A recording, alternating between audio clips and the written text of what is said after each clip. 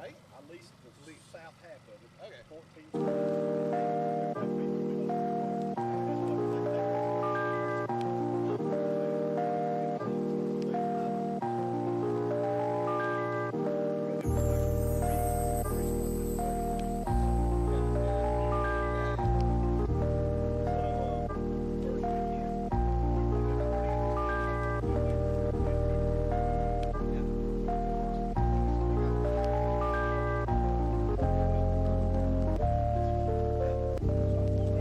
Let the beat rock.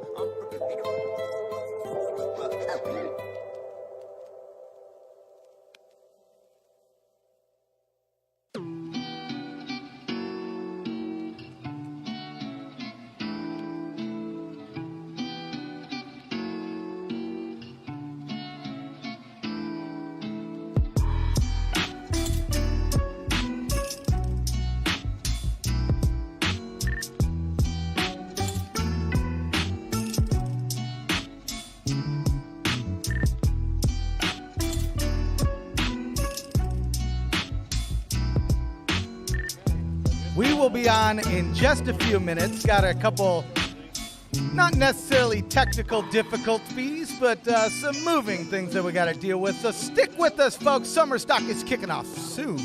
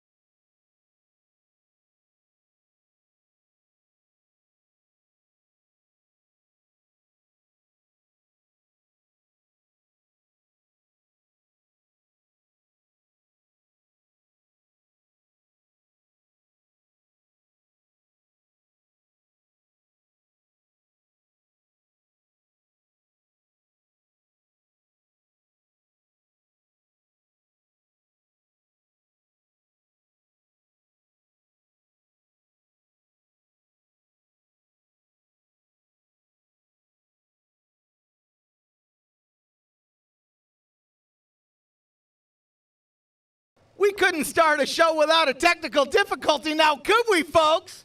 You know, fashionably late as always. Welcome back, everybody, to an amazing, spectacular, stupendous championship edition of the USFL podcast. I'm the ref representing Pro Football Newsroom, the #1 source in alternative football news. And man, oh man, it's been here. We're live at SummerStock, live across the street from Tom Benson Hall of Fame Stadium. We got a few folks out here. We know more are coming. We got a whole bunch of guests. We got some free food. We got some giveaways. We're going to have some good times. But I'm joined, as always, by my man, Zach Kallman. How you doing today, my man? I'm doing good. And, you know, of course it had to be a live stream. We got to have some sort of monkey wrench thrown into this dang thing. Because I'll tell you what, you say technical difficulty, I say bureaucracy. But that's all I'm going to go into that. Nonetheless, we're here. We're live. We're with my good buddy Ray over here and his group, the Thoroughbreds, coming from Birmingham, by the way.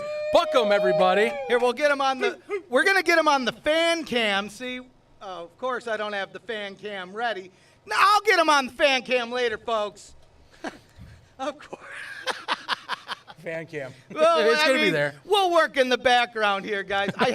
Just as such, you know, we got everything working earlier, and then 5 minutes later, nothing worked. And here we are again. So let's see what's going on. Oh, did this get unplugged, maybe? Anyway, while he's figuring there. that out, we're going to be getting plenty of guests coming into you. Honestly, it's funny. The schedule we had, we already were going to be through the intro if we had things go our way. But we got plenty of great people that are going to be here. One of the guys is going to be coming on soon, and we'll bring him on here, is a writer and columnist from our own very own USFL Newsroom, James Larson. We'll have him shortly on to have a discussion, of course. And we got folks like Seth Lessons. We got, of course, USFL Reddit. We have a maybe on that right now. I believe we're going to have XFL Jim here. Yeah, I heard XFL/USFL Jim's going to be coming on down the line.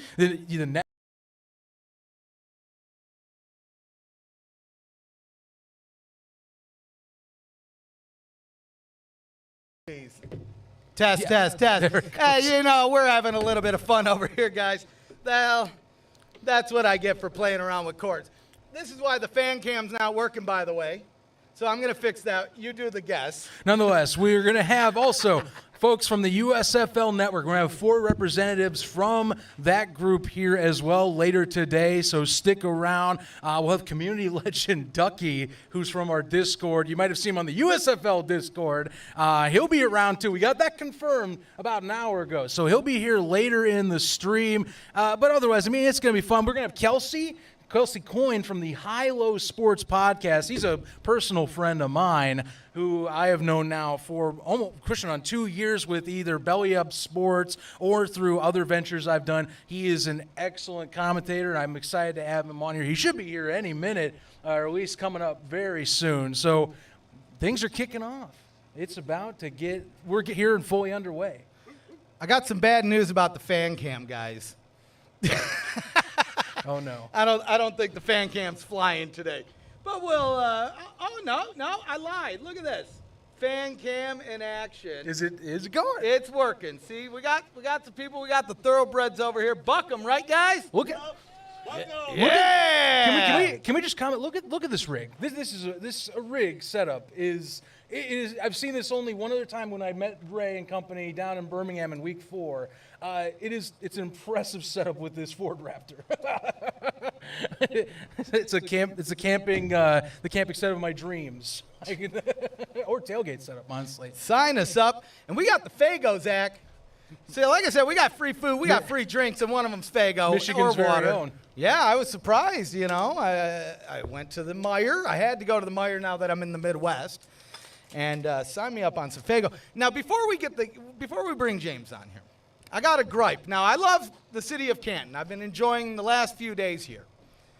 But I got something to say about First Fridays. Zach, you already heard it from me. Here we go. Cash only. I'm fine with cash only. Cash is king.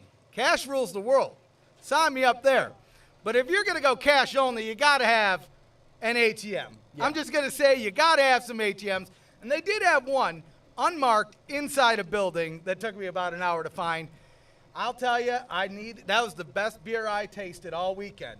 was when I finally found that ATM and got a beer. So sign me up there. But either way, after that, we were a good time. But if anyone's listening from downtown Canton, Ohio, put some more ATMs in there. Let's get the party going. That would be nice. By the way, if you are here locally, if you are in Canton, Ohio, you want to come visit, you are able to come up here. I will say, keep in mind, they are trying to control some of the traffic. So if you are trying to drive up, proceed with caution. You might have to park and walk. We do have those instructions to get there one way or another posted on our Twitter or Facebook with the directions out there and the location. Simply, just to put it out, if you're starting at the Hall of Fame, go down the road up to 17th Street, turn right, go down 17th Street to hit Blake Street, turn right, follow Blake Street until you see a parking lot on the left. We're in the back corner of that said lot if you want to come up. We're going to be grilling some hot dogs real soon. We got food, we got water, we got the Faygo soda, we got chips as well. So if you want to get a little grub, you want to say hi, feel free to do so. We're going to have people coming all day and such. I'll tell you, though, how about we let's get James on the horn, shall we? I think so. James, get in here, man. Pick a mic, any mic. We got 4 of them this time. Oh, yeah, we got to. I'm not going to social distance, so I'll come up over here. Oh, you're right next to me, huh? Okay. Next to my man. All right, tap that mic. Let's make sure you're good here. Testing 1 2 3. Testing. All right. Testing. Let me make sure we're good on USFL OBS here. Championship, baby. All right, we're good. He sounds We're good. He sounds good. I always sound good. Oh, look at you. I like that. I like the confidence. I like that confidence you got. I mean, it's been years in the making. We've been working with each other now easily 2 years. About 2 years, yeah. 2 years. And I mean, no offense to any of the other newsroom crew, but when it comes to writing, you're one of our most clutch writers. I mean, thank you. You stuck with it through the spring league, both seasons, mind you. Both seasons. And now we're finally here at the end of a real spring football league season, the USFL Championship. And I mean, you were here. You and I split all of the recaps this year. Yeah. We got it done. But I mean, how does it feel to actually, one, be at the end of a season, but be at the flipping championship game? It's one of those things where I knew you were going to, what did I do? No, you're good. You're good. Just keep going. It's one of those things where, I knew that I was going to get asked a question like that. And even after thinking about my answer, it's hard to put it into words. What, you want me to come closer? Just pull the mic closer. Yeah. Of course. Hey, we all help me out. Sorry. I'm new to this show, guys. We're getting there, Like I said, we're just doing it. This is what happens when you party in the parking lot. Yes, sir. Right. But we're good. Audio's right. good. So, yeah, I've been thinking about my answer to that question for a while, and I'm still kind of at a loss for words. Because, we've been waiting for this for so dang long. You had the Alliance come and go. You had the XFL, then you had COVID, and then we had the Spring League for 2020 and 2021, but, it didn't have the feel of a full-fledged Spring League. So now we've got the USFL. We're in the championship, and it's been so much fun to just watch everything unfold throughout the season. That's what I love doing, especially as an analyst, as a writer. You love being able to start at week 1 and actually get to week 10 and get to the playoffs, continue covering everything. It's just so much fun. Right. I can't put it in any other words than that. It is fun. I love it. I don't want to do anything else. It's what I want to do. I'm just glad we made it. Like I said, Thank you, sir. We've been working together, like I said, for a couple of years now, and this is the first time we met in person. The SpringStock's the first time Zach and I met in person. That's right. So it's fun. I can't wait till the next event. I don't know. Maybe we'll have a fall stock for MLFB or something, or, if that ever comes to fruition here. But hopefully we get some more of the newsroom crew in the hitch here. But what are you looking forward to with this game the most? What are you expecting? High offense, big defense. What do you think's going on? I think the first couple of drives are going to determine how the game goes. If the first couple of drives are dominated by the defenses, I think we're going to see a bit more of a defensive standoff. We looked at, if you look at the New Jersey-Philadelphia game, that game was kind of dominated by the defenses. And you had both offenses were going up and down the field, but they weren't scoring. The defenses were coming up with big plays. So, and Birmingham especially, their defense has probably been the most consistent all year long. And you look at what they did last week, just completely shut down New Orleans in the second half. So if any offense is going to break this defense, it's going to be Philadelphia, in my opinion. Case Cookus has been he has been hot. The Birmingham guys don't like what I'm saying right now. But yeah, I'm confident that Skip Holtz and these Stallions they're gonna do some big things tonight. But keep an eye on Cookus, because he's cooking hot. I mean, when Brian Scott went out earlier this year, half of me said, "Oh man, that's a shame. The Stars are done with." Well, and who would have known? Right. Dude, well, the funny thing, is Scott went down. I'm a huge Brian Scott fan. I mean, he's one of my favorite spring league quarterbacks. I think he would have been the MVP this year if he didn't go down with an injury. He was playing outstanding football. So after they went down, those first couple of weeks, Philadelphia's offense was just it just didn't have that special factor.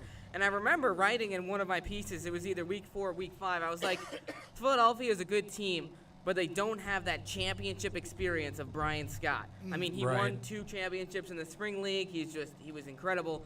And I was like, it's going to be interesting to see if Case Cookus can fill that role. And Cookus did. I mean, he's really revolutionized this offense. What also helps was Matt Colburn getting healthy. I mean, he was sensational this season. And from the looks of it, he won't be playing tonight, which is a real shame. He went down with an injury last week. Him or Darnell Holland, they're both inactive.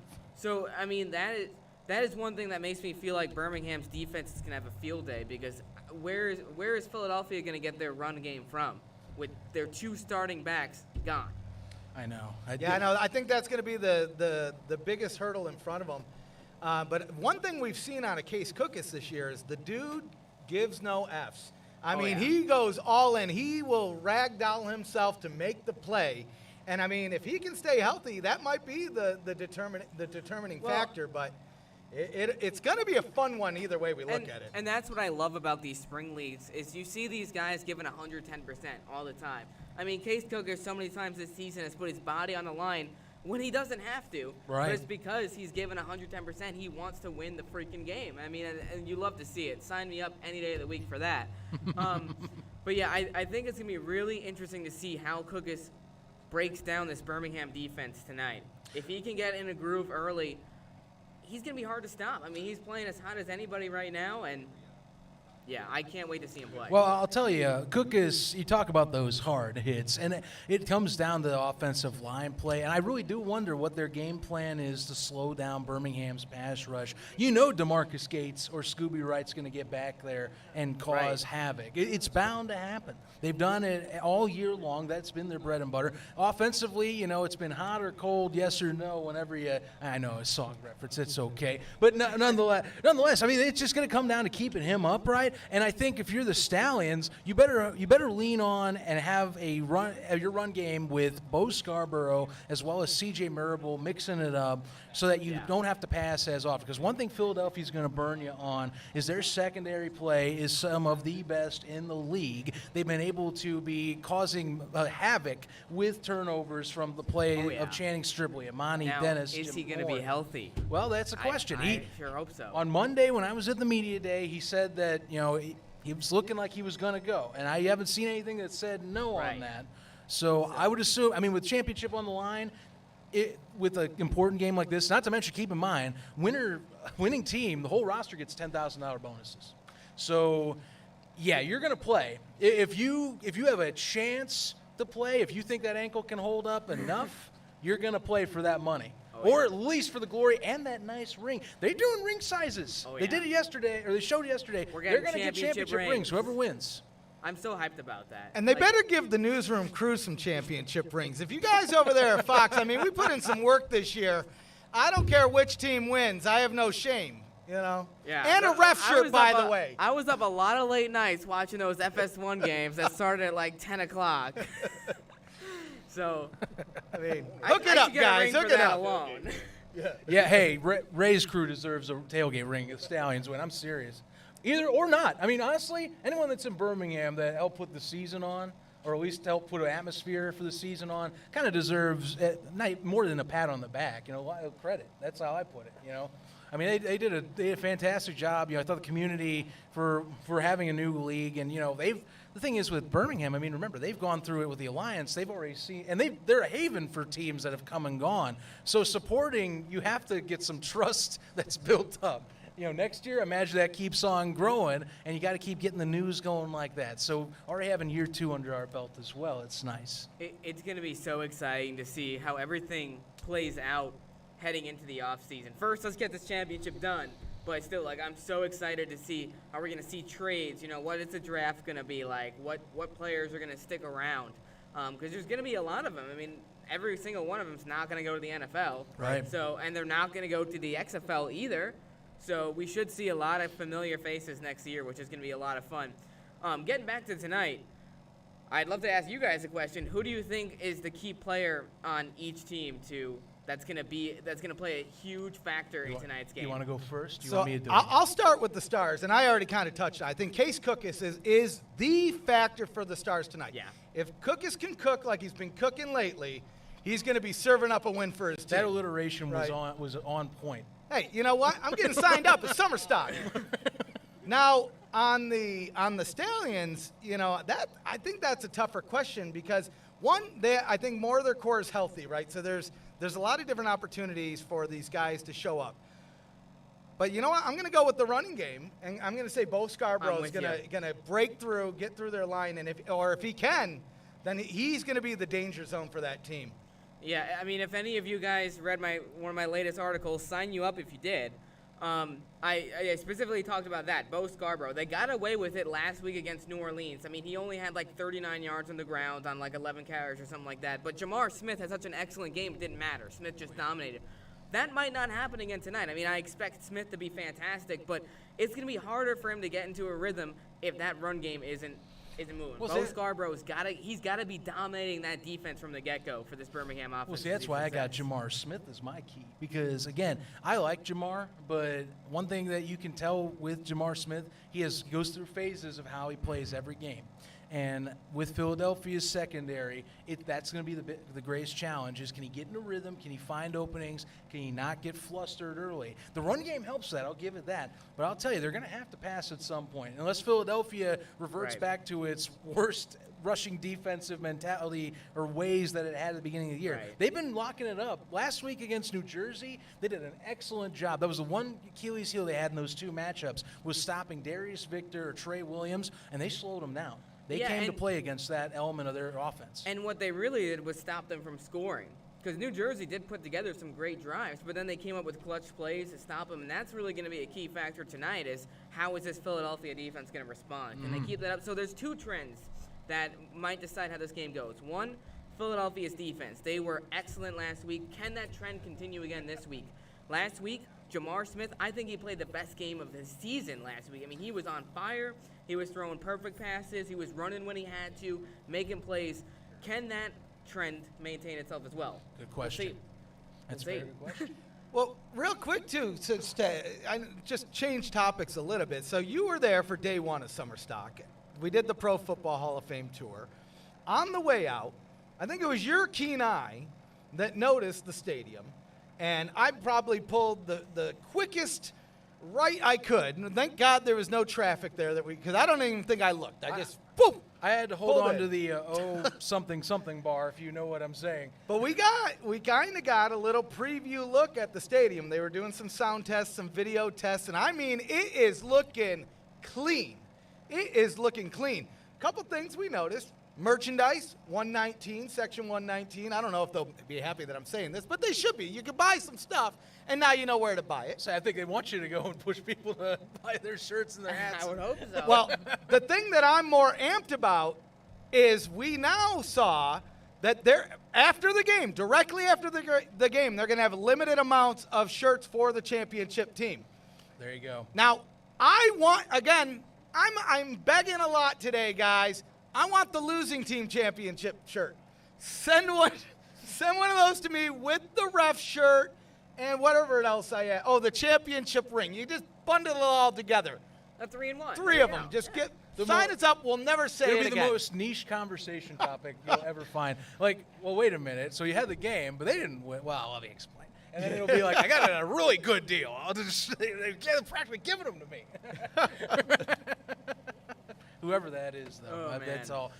But it's gonna be a fun one. I honestly, I mean, here's the thing. I want to talk with James. I know it's not the end of the year yet. The game hasn't even started till 7:30. But by the end of the day, we're going to be in an off season for us. And honestly, I don't do as many of the articles really at all. But between you two, you guys have been pumping them out like crazy. How you gonna relax a little bit? How am I gonna relax? Sign you up. Hey. Sign you up, man. I love it. Okay, so how am I gonna relax? Probably by looking at prospects I could see in season 2. Oh, lovely. So there's so much content. I mean, well, for one, some of the pieces I want to get out is, reviewing each team's season and grading it, seeing how things went, and trying to connect the dots and look at what pieces that they need. Because, like, there's certain teams, like, for example, Houston, the refs team, they need a quarterback. They need someone that can, because this team is so dang good, and I think that they would have been in the playoffs this year had they had consistent quarterback play. Their defense was phenomenal. Mark Thompson was great the first half of the season. He dealt with some injuries in the second half and fell off a little bit. But, like, they've got all the and the wide receiver core, Isaiah Zuber, you've got Anthony Ratliff-Williams, you've got Brandon Barnes as a tight end. What an amazing core. You put Jordan Tamu in there, you put Luis Perez in there, you put someone who's going to be more consistent than Kenji Bahar or Clayton Thorson, and you've got a potential championship team right there. So you know what the I'm other looking one is? forward to seeing how this stuff pans out. Well, it's funny that two of the lower teams, not the lowest teams, but the Panthers and the Gamblers, Yeah. I mean, we're like one play away from being in a week. playoff game, like being a playoff Every team. week, Michigan, you got to keep an eye on them too. Michigan, which is your team. Yep. So both Yep. of your teams, I know, you had some tough losses this season, but I see both those teams in the playoffs next year if they make the right moves in the offseason. I mean, all the potential there is, the talent is there. They just need to execute. That's the one thing that stopped them, execution. Right. the nicest thing. I Jeff could've- Fisher, talking about you. I swear. if We they- watched that game last night, by the way, with that missed kick. That was just so happened to be on FS1. Don't remind me. James had to, or not James, Zach had to relive one of his worst memories of the season. Yep. And we, Absolutely. and James and I enjoyed it. Yeah, we did. Of course you did. Of course you did. Look, I'm telling you right now, next year if we're talking Jeff Fisher and the Panthers. It's one thing to have the first overall pick this year in a draft where you're kind of getting everyone brand new, but it's another now. You're going to have a full off season. He's going to be able to evaluate, and the other thing is he's getting all picks are his to start every round. Yeah. There's no, from what it sounds like, and if I'm going to follow by that book, there's no snake draft this year. This year analytical draft, calibration based on says it wasn't true snake, but nonetheless, every round this year, it sounds like from just that perspective should be a normal draft.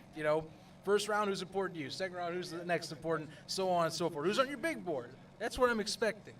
And I hope to God he takes advantage of it because I don't know if I can go through another season watching like a 2-8 team. I already watched the Bears, and I know that folks are Panthers fans watch the Lions, which is a step worse than even that. So Speaking we're of the all Bears, Zach, I see how you snuck in your Bears logo, trying to sully it up, knowing that you have fans of the two good NFC North teams. I mean, let's be honest here. Excuse me? The Lions, the Lions are the best team in the league, and they just don't even know it. It's the refs. I'm taking over the refs. Look at this guy. You watch. Dan Campbell's not. Wait a He's minute. gonna We're have a USFL, kneecap guys. buffet. Come on. Bring Yeah. it. I'm a Vikings fan, and I already know we're going to be 8-9 this year, so it's okay. It is what it is. It's just like you accept it. Back to the USFL Yeah, Championship. Killing me. You're killing me, man. Oh, man. But look, James, I want to thank you for coming on here. I mean, he's going Yeah. to be around all day. Oh, yeah. Honestly, we're going to kick the grill on here in a second for the hot dogs. Sounds we got like a so plan. flustered getting this on that we got this nice Coleman we set up as well for our end of the bargain. But we'll punch that on here for those that come on by. But, hey, it's good to meet you in person. Dude, it was so fun to meet you guys in person. We've got a whole day ahead of us of awesome stuff, so you guys better stay tuned in. Sign you up, and thanks Yes, for joining. sir. Thanks for having me on. Hell No yeah. problem. And actually, let's see here. If I'm looking at the schedule, you know what? This makes complete sense because Jake from our Den podcast, he was just telling us an hour ago. He's like, I got a 170-mile drive. Yeah, I don't know if he's going to be here till a little bit later, folks. It might be a late sign, but I'm going to bring on a buddy I've known for a minute who just got here as we were talking, who's got my camera equipment as well. Because I'm a moron and forgot the batteries in Cleveland, Ohio. February? January? It's been a minute. That's what I'm talking about. Look at this. See, I'm missing this stuff. Now I get to finally, maybe get to use it for the press. But bringing on Kelsey Coyne. Yeah. Well, he's going to get a different setup here, but we're going to have Kelsey Coyne on here. Kelsey's a damn good friend of mine. Him and his longtime partner and friend for the show, High-Low Sports Podcast, DJ Stewart. We try to see if we can get that done. He's got his own obligations, but we were lucky to get part of that show on there. But he's been a good friend of us at the show, good friend of mine for Gridiron Gallery. And I mean, I'm glad he is able to come down here from Cleveland. Likewise. Well, this is another person I get to meet in real life. I mean, I'm not that too. I'm not necessarily as close to Kelsey as you are, Zach. But we've had our conversations online. He's definitely interacts with our social posts in a good way, so that means I like him. And I mean, even if you do it in a negative way, I kind of like you too. Bring on up a seat, good friend. Get over here, you. How you doing? What's happening, bro? What's up, guys? Get on the mic. Oh, gosh. Oh, it's so far away. Yeah, it's even We moved. might have to yell this one. Yeah, this one was a bit of a stretch when we set it up anyhow. All right. Man, how's it going? It's going, dude. How you doing? Bro, it is something else, man. That drive it was nice. Hour drive. I'm doing good. I'm excited. I was out here last week and got to see. Oh, you did? Yeah, all that excitement. So, Nice. No, this is great, man. I'm pumped. Nice, man. I mean, I say last time we talked, I was on your show just to talk the league, so it's been a few. Yeah, we were talking. Was it 3 weeks ago? We had. Yeah, that's about right. Yeah, actually had a great episode that episode. But no, we we had a good time. Had getting ready for the playoffs 3 weeks ago, and now here we are, championship game. So what do you think about the league? I know you follow it slightly. You're a little more on the outside with it, Yeah. but what are you looking at? It's championship weekend. How are you looking at it since we last talked? Well, first of all, let's be clear. Football is fantastic. That's good. So let's be straight about that. This is a great product too. Like, it's honest. I feel like this is a much better run product than, let's say, the Alliance was. Okay. Or even I mean, I even say the XFL to some degree. This has been fantastic, and I mean, yeah, maybe on the outside, but I've been following one team in particular as the, Stallions, as an Alabama guy. Yeah. So that's been the team I've been following the most. But it is one of those things. I gotta say it's been great. It's been. I love spring football. I love football in general, but spring football seems to be that perfect next step. Like, let me get some more football in there. Let me get some more action. And it's not like this is a bad quality. We're talking a B+ to an A+ NFL. I mean, this is not bad at all. We're watching tons of talent out here. Yeah, absolutely. I mean, look, I think you're summing up a lot of stuff with spring football I definitely enjoy. For myself, I mean, for fans, you get to watch a little more of the game you like. To me, look, NFL offseason, and I'm only bringing this up for the context of just those talking. NFL. Yeah, a little bass into the mic. There we go. Sorry, we're switching mics. How are we looking? We're good. We're We're good? right. Let's That do made it. us a little more comfortable. That seems good. We'll do it that way. So let's try this again. Reset the question. Anyway, Rewind. just a tad. Just take it all back. Anyhow, so your points kind of go in how I am with football as a whole. I love spring football for many reasons. Now, credit, if you're an NFL fan, they make it a year round. Off season it's its own thing. Draft is its own thing. But you know what? That does it for me. I can follow that. But I like watching the sport a little bit more than that.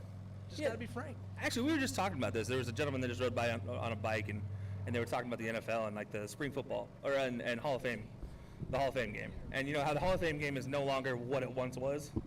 That kind of sums up the rest of the NFL season for me. Like, outside of the 18 weeks plus playoffs, I don't really care enough, except for the draft, about NFL football. I want to watch football be played. I'll watch A-Day. I'll watch Alabama and Auburn's A-Day spring games because that's actual football. That's where it's at. But to have an actual product, an actual professional product, and especially being from Alabama and seeing like this was all taking place in Birmingham, this has been fantastic. I mean, this is a place I used to live in Birmingham, so it's like always that thing. So it was to see this product. It's like extra special because I am from Alabama. Right. And it is contained there. Like, this has been exciting to see, an exciting product for everybody I know in Birmingham still. And the product, again, I'm going to be serious. The product on the field is not bad. It is a fantastic product for what we're being given. This being put together in 27 months, I mean, really, you look at that, this has been incredible. I mean, you put this all together, point A to point B now. Now we're at the end of the season. We go to the offseason. Now they get a whole another offseason to just, build on it. This is going to be great. I'm excited for the next 3 to 5 years.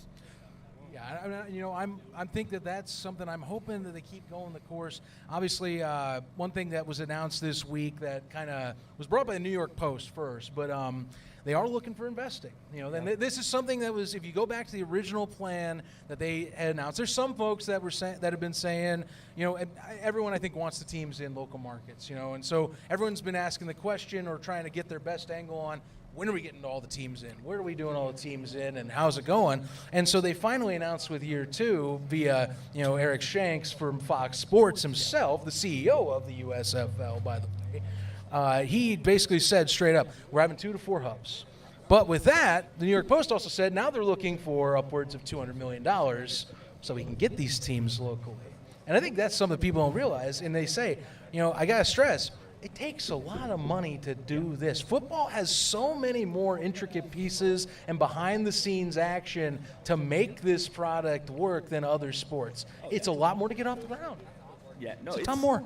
Well, you also have to include the player health. And this That is too. one thing I think the USFL has done really well is how they do with their player health standards.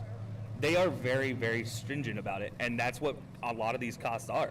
A lot of these costs are built on getting proper training facilities, getting proper everything for these players, and making sure what they do is top notch. Yeah. And that's, I mean, look, yeah, they probably are going to go to 2 hubs next year. Fantastic.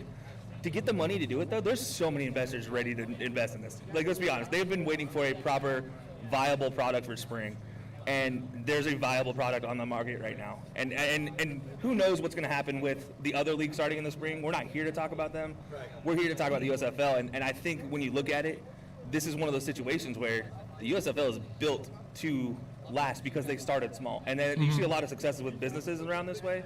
They start small, build their way up. And that's what the USFL did. They started small. They got the TV contracts, which is huge as early as they did. That's huge money. Yes. And then now you've gotten your product in front of marketers and in front of these people that are going to invest. And it's just a matter of time before somebody does drop easy $200 million. It's just a matter of time. Nope. I agree. I think that's kind of the biggest upside of the league right now is, one, they've showed that they can stay sustainable, right? They survived a full season. I mean, when's the last time that's happened? Really, 2001, right? Let's be honest. 2020 we were on track, but things happened, so we'll leave that out of it. But it's funny, we've seen some people surprised online or try to make it a negative point that the Fox is looking for outside investors. I think we always knew that they would. Yeah. Right? They want private owners. And, I mean, the fact that they're making it to a season 2, by that season 3, it's going to help the league. It's going to help the people in the cities that are all wanting those teams to move to those local cities. I mean, we just watched, just to bring up another league, but we watched National Arena League last night. The San Antonio Gunslingers. Yep, that's right. Pretty packed house. Then he showed me the Rattlers. Pretty packed house. If you're telling me that Arena can do it and then the USFL can't, you're crazy, right? You're insane. Exactly, yeah. Right? So I think that it's Fox's game to lose. Yeah. Right? They could definitely drop it. They could bungle this. I'm not going to discount that. But everything they've done so far is to ensure that they're here next year. Yes. And potentially the year after, and so on and so forth. Yep. We talk a lot on the show about the league's unwritten 3-year plan, right? Year 1, get on the ground. Year 2, get better. Year 3, 100%.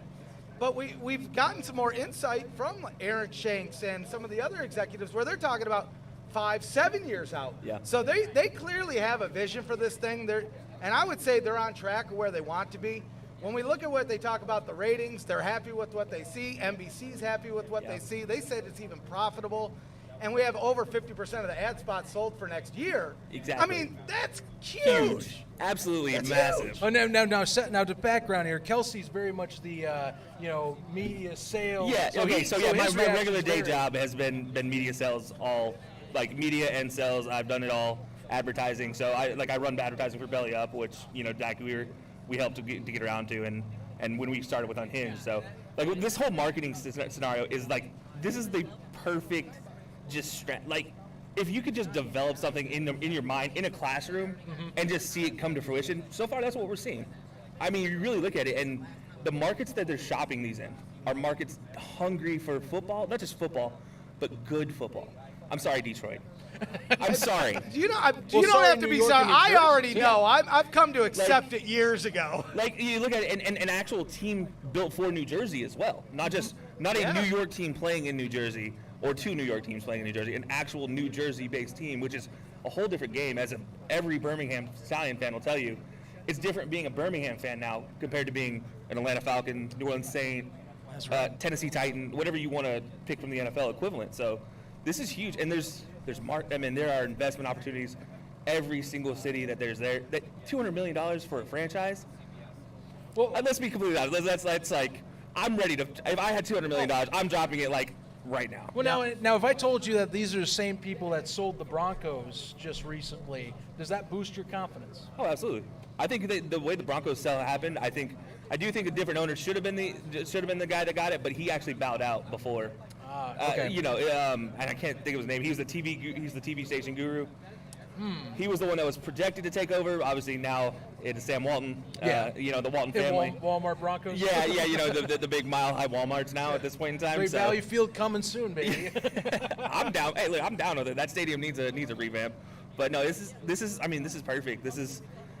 They've shopped it well, and it's something that you look at, and if you can develop a program, like I said, in a classroom, this is what you get. This is a well-developed, well-planned out, and I'd be completely honest, I have not seen a hitch in the giddy up yet in this plan, and that's surprising because everything has been going against it. Like, you have the situation with every health situation, the single stadium being there, them splitting between the new stadium in Birmingham as well as Legion Field. Right. That was also something that like could have gone wrong. Nothing. Like really, as far as the big range of things that could go wrong, nothing's really gone on except for Shea Patterson. It's kind of a bust. Yeah. Like, your number 1 pick is kind of a bust. That's probably the only thing that might have gone wrong, and even that was like not that bad. Oh no, I feel that. You know, I hopes, man. I thought there was a case, but I mean, I can understand. I had talked with more folks that are Michigan centric on some of his intangibles, and I kept saying he doesn't push the ball as far down the field. Some of the stuff he isn't as I would say as certain, or he doesn't take his action on throws. And sure enough, that came out in some games. There was 1 or 2 they adjusted to more of an RPO play style, but by then it was a little too late and they started to move on. But let's act like this isn't anything new, though. No. Right, spring leagues. We talked about this. We ranked the quarterbacks before the year, and we said, you know what? Probably half of these guys won't even make the ranking at the end of the season. Right. And even looking at the XFL, number 1 pick, Landry Jones, not P.J. Walker. Yep. P.J. Walker was the man, Yeah, But P.J. Walker was a stud. Right. So but like you look at the USFL. The backups came in clutch. Yeah. I mean, the Case Cookuses, the Jamar Smiths. I mean, DeAndre Johnson to a certain extent. Hey. They were kind of equals, but You got to give Jamar Smith, man. That what he's done for the Stallions has been fantastic. Obviously, hit and miss sometimes, but what he's done throughout the season, and Case Cook is obviously getting them to this point to be the only team that could be in every single USFL Championship game, still kills me to this day. Like, how do you go from the worst defense against the run to now you're in a championship game? I'll never understand. But Case Cook is Jamar Smith to get here, and you're exactly right. They were backups. They were guys that basically were written off as like, hey, we're in a spring league and you're a backup. Oh, well, you got your opportunity. This is the definition of being ready and capitalizing on that. And this is huge. This is a huge bonus for the league because it's like, not only did we get guys with the name value of Shea Patterson and Jordan Ta'amu, but we got guys ready to ball out on the bench. And that's, I mean, you can't write that better. It was nice for the Stallions. Scooby Wright came out as the big star name with the personality, but more throughout the season, Bo and Jamar's own personality started to shine too. Like Jamar Smith is that's your trio, your face of the league, and if you keep those guys around, it's huge for team recognition, for fan recognition as well. Jamar is more and more throughout the end of the year. He's embracing it. It feels even to a farther degree than he even started out. And it's cool. And now he's kind of becoming like he's more vocal anymore. Like he'll get on camera more and say his mind. It's nice. Yeah, and these are guys that, let's be honest, they didn't really have media training coming into this. So like Jamar Smith, for example, becoming a guy that is comfortable in front of a camera is a development thing. And that's really what this USFL is for, is to develop these guys into becoming right superstars in their own right, in their own media rights. I mean, we look at the NIL and what that's done for kids in high school and college now, and now you're seeing kind of like the post-NIL guys, the guys that didn't get the NIL benefits, that are now trying to develop themselves into NFL players. They get this opportunity with the USFL, next year with the XFL, like, they are getting this opportunity. Well, that's what's funny to me. So some people, when the NIL deal came out, and we had these announcements of leagues, they went, well, NIL is going to kill alternative in spring. And my first thought goes to, well, not every school is going to be able to get NIL money that I'm aware of. I mean, you can have, like, the top cream of the crop schools, like the Alabamas, the Texas A&Ms, the SEC Big Ten schools that are top guys, sure. But that doesn't mean every division, every level is going to get cash. That's just not realistic. Right. There's guys who are going to be out there that they'll be like, I'm fighting and grinding, I'm going to be my own representative. And I hope to God I did enough to where I can get to that next level and get my pay or my start. Yeah. That's the deal. And this is and this is the opportunity that they've been looking for. Is now your next level isn't necessarily you have to jump to the CFL, you have to jump to the NFL, you have to jump to overseas. Now you have to go to the USFL. Now you can go to the XFL. And guys like PJ Walker, we just mentioned, guys like that in like the past that have made that jump for the XFL has been huge for, like, going forward, these new guys, and yeah, I don't know, it's amazing to see, and it's amazing to kind of be a witness to it, because we're like, we all heard the stories of the peanuts, the 30 for 30, the peanuts 30 for 30, obviously, Donald Trump selling the team for $1. That's, you've seen that story, and now we get to see the resumption of the USFL in its glory, and that's I feel like a big deal that a lot of people are overlooking. Like, this is not a small situation that we're watching. It is something that, if you can take a step back in 10 years and be like, hey, we were at the first USFL Championship game doing SummerStock, and then 10 years from now, these guys are going to be in their own cities, they're going to be driving their own facilities, they're going to have a fantastic facility set. Like, this is built for success, and I'm honestly just excited to witness what we have, because you're exactly right. I mean, it is an opportunity for all of these guys going forward. Well, and you know what I love, too, just to kind of go along that point, we're seeing the resurgence of the USFL. It's a new league. But they're almost sticking to the original doctrine with the Dixon plan, right? For everybody now that says, oh, my God, they're going so, one city and this and that, but they're going lean and mean to ensure that we continue it. And I kind of love that.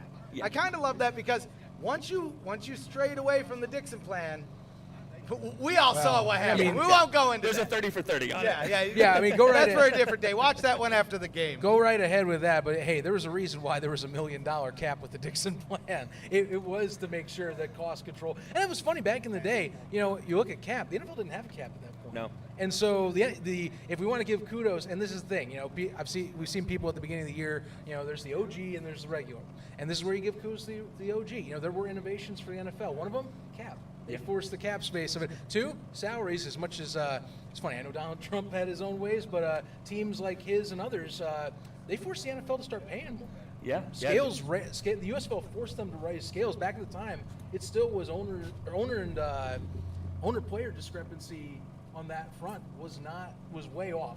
Yeah. I mean, there still kind of is, but it's better now than it was back in 1983 at that point. So. Oh yeah, just think of the Steve Young deal, or. Oh gosh! Jesus, Jim Kelly. Steve Young 43-year deal is something else. Like, you think about all these deals that they were outlandish. You hear about them, but think about what that did for players in the NFL going forward. It's huge. Like, you got Steve Young as a backup behind Joe Montana making $8 million a year, and there's you're like, wait, hold on. In that time, this guy's making $8 million. Joe Montana's making like 12 at the time. And you're like, wait, whoa, this guy's never played an NFL snap, and he's making this much money? Hold on. This is what's going on here. Now, we see now $8 million is like nothing for a quarterback in the NFL, especially a backup quarterback. Right. If you look at just, an hour north of here in Cleveland and their quarterback deal. But, yeah, it's been huge, it is something. And it's something that develops different strategies. And honestly, we're seeing strategies in today's USFL game that I would not be surprised if they make the leap to the NFL game, whether it be the kickoff strategy, the punts, the the extra point attempts, the way overtime's done, you name it. There are different aspects of the game that can easily apply to an NFL game, and whether it's just NFL or maybe it just sticks with the USFL, it's just good for football in general. So let me ask you this, because you're, like I said, you're a little more on the outer of it. Yeah. You're definitely keeping up. Like I've talked to you, you keep up with games when you go. Yeah. But this is the thing, and this is devil's advocate, and everyone wants to talk. What do you want to see in year 2 that needs to improve? At least something that they can do in the realm of they're trying to be cost friendly, but also talk to fans, get more with fans. I don't know. Maybe I'm greedy. Maybe I want a little too much. Maybe I'm on the inside bias a little bit on this strategy. And if you want to put something that's not even in that vein, go right ahead, because I'm all ear. I want to hear it. I think the biggest issue they struggle with right now is player reach, as far as the actual players themselves being able to reach out. Obviously, your big names, Scooby Wright, Jamar Smith, Bo, these bigger names, they can do that. Obviously, Bo Scarborough has this whole lineage with Alabama. He can literally just call up a guy from Tuscaloosa and be on anything, anywhere. Oh, yeah. And, Scooby Wright has Shark Dog now, and it's grown its own life as well. So those guys have that ability. But what about the other 28 guys that you want to get on the, you want to get mentioned? I mean, the fact that the Stars have the leading interception man in the league, and that's not being talked about. Like, he is not on every single TV commercial or every single spot where the when the Stars are being talked about. The fact that's not happening, or Case, Cookus is not being talked about, or Sal Casella from the Breakers, who was the top tight end in the league. Hell of a game last week for him. Yeah, fantastic. Yeah, and not on any of their advertising, not on their merchandising, not on their outreach. These are guys that Sal, he went to Auburn. He has that tie. Yeah. But they didn't use them to benefit their own product. And I think that's the next step is I don't know whether it's in-house advertising or you keep it still like with the USFL headquarters, but you still need to reach more. Players need to be out there. Sure. Like they need to be more adaptable with the players they put on. I feel like they kind of had a stock. Here's the guys we're going to throw out there for each team based off of who's healthy. Like, we're not going to go based off of who's having the benefits, who's having the best game, who's having a standout performance. I think that's a big part that next year, I think, that'll just help create top-of-mind awareness. Sure. Keeping everybody, you want players on everybody's mind. I can rattle off 80 different NFL players. I can rattle off maybe 20 different USFL guys. Fair, and I mean that's your product that helps draw people, I think, in and makes them connect a little more. Yeah. Next year, now that at least however they can retain, that's the part to me that for this off season, I'm fascinated, because you're going to see guys go to camps, and then you got to play the game of if these guys get released, how late in the camps do they get released? Can we then start getting them back into our program? Do they opt in? Do they not opt in? There's a lot of questions around that pool, because as of right now, 6 of the teams, you're free to go talk with the NFL right now. Yep. But you come back, we're ready to talk to you and get you in our off-season programs within at least a few weeks. I know some of the coaches are taking some time off this month before they jump in. Do you blame them? Do you blame them? They just were stationed in Birmingham for what, five straight months? Well, hell, I imagine Jeff Fisher's in Tennessee right now at his place. Yeah, he doesn't have to go far. Although he has his LA house still, so okay, that's fair too. He can still go back there. But no, I think there's an aspect to this that you do have to look out for not just the NFL outlook. You have the CFL outlook, and their rules and regulations where if they try out with a team, can they get released in time to come back? And then you have obviously the XFL being developed and that coming into play, and that being a feeder league into the NFL, or what they call it something else. It's a development league, essentially, for rules. It's also a development league for players. Let's not get it twisted. It is what it is. Like, they are developing them for the NFL, and so that's an aspect of it as well. How many guys jump ship for that, or jump ship to try out, right, and then want to come back once they realize that the grass is not necessarily greener just because The Rock is running it and just because the NFL is attached to it. Like, it could change a lot of things, but I do think that's a good point, that it is based off of what they're going to be able to do going into keeping player personnel or feeding it back into the league with new personnel. Like, how do they bring back in these college kids and like Shea Patterson was a huge get. I know I called him a bust just 10 minutes ago, but he was a huge get for the league, and that's you don't just do that. A guy that was projected to go maybe 7th, 6th round in the NFL draft, maybe it's undrafted free agent, instead goes number 1 overall for the USFL. Yeah, he didn't pan out, but what does that mean for your players going into next year? Like, how many guys from Northwestern, how many guys from, Rutgers, how many guys from these different smaller, not necessarily top Power 5 teams are now going to choose the USFL route? And I think that's going to come down to, I just talked about branding. If they can start branding their players, that's a big get. Like, if the player learns they can make a couple $1 million, 100% they're going to take the USFL route. Yeah. Like, it could just be $1 million compared to the $250,000, practice squad guarantee. That's even if you're on the practice squad for that long. Like, that's if you're healthy. So, that's a huge aspect is getting the feeder pipeline into the USFL, and I think they're on their way. It's just, can they do that? Yeah, and I mean, part of that's going to come next year, of course. Talking over that, I mean, Daryl Johnston knows that that's coming up when he's talked on publicly on record, and I think that with these leagues too, it's a balance of you want to make sure stability, but you also need to manage it like a football league. Yeah. So like that other challenge of we got to get to year 2, and then we got some guys talking on the outside that they need to get the funding with year 3 for other stuff. So like it is still balancing it, but I mean I'll tell you that feeder system starts though this year. Yeah. You still as coaches, as personnel, you have to think this is going to be around. My team is the focus until they say I can't field something in so and so field or stadium or arena. I'm planning on playing on Saturday, Sunday next spring. It's going to happen. So they just have to focus on that, and that's all you're supposed to do. Yeah. Business side, take care of your stuff, but just let people know what's going on. Football side, it's football. That's your job. Oh yeah, Don't worry about that. Just like the XFL. I mean, look, they literally went until the hour they just decided to file for bankruptcy. Like it was down to the minute there were still players working out, and then they were literally ripped out of the weight rooms because of that. Like, yeah. And you have to plan for that. And to your point about not just the feeder, but also the financial things. Those start this year. That's year right. 3 is being dealt with now. Year 5 is starting to be dealt with. Like, they are drawing up the plans for you. They probably already have the plans drawn up, but they are like actually finalizing the plans. They are getting the stamp of approval today. Yeah. So off season hits, they're already 4 seasons ahead, and that's how you build a successful league. And you guys, you guys mentioned it earlier with the going back to the old school bare bones, keep it strict, keep the financials down. Mm-hmm. That is what they have done well, and it's huge. I can't stress enough, like how much they're doing that is huge for the future of this league sustaining itself has been big. Absolutely. Absolutely. Honestly, this is where I want to give you some time because, I mean, you're Belly Up Sports. I had a good run with Belly Up, for back start in August. I am glad you found your thing though.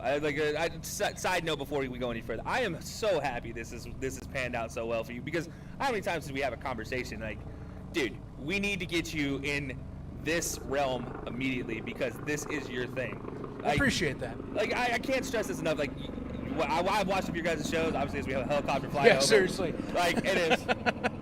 Fly over early, guys, is what we're doing. But no, like watching your guys' show develop from where at the very beginning, just the very mention of the USFL podcast, and there was already a hit, to being the #1 watched USFL draft show. That was huge. First of all, that was fantastic insane to watch. Like I was in the waiting room, and then all of a sudden I'm just like watching the number tick up, and and it's in the thousands, and I'm like, wow, there's really they're actually. And this is when I like seriously was telling Zach, like, go do your thing, man. Like there's no reason you need to be trying to do all these other things when we all know where your heart is.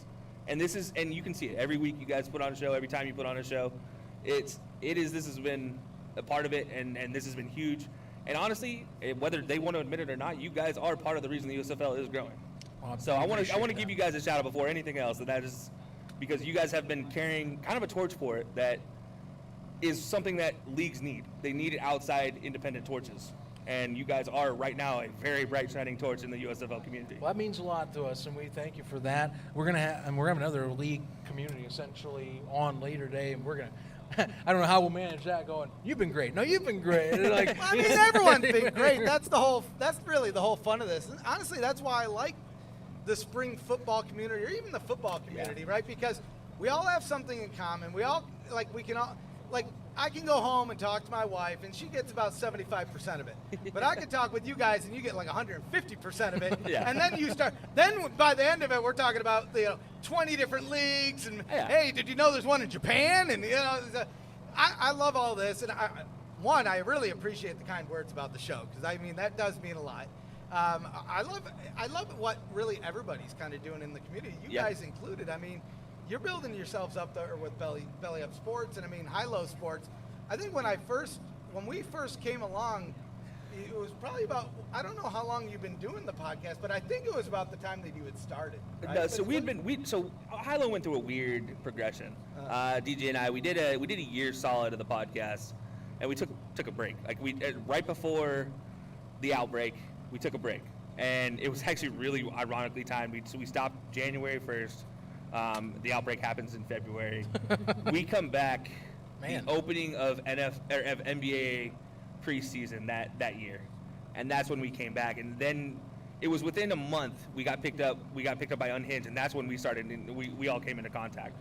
So we'd been a year and a month, but we were on the restart. We were on the rebounds of like trying to find our groove, trying to figure out everything. Because before that, we just kind of did our own thing. Like it was what it was. But yeah, no. So when we started talking, it was about then, and it's been a weird ride. Honest, like because we're general sports talk, so we do cover NFL, we cover NBA, we cover NFL, we cover USFL, we cover XFL when it was happening, and it is a unique thing that like we try to keep up, but at the same time, honestly, there are so many sports that fly by us that I'm just like, you know what, we'll catch it next season.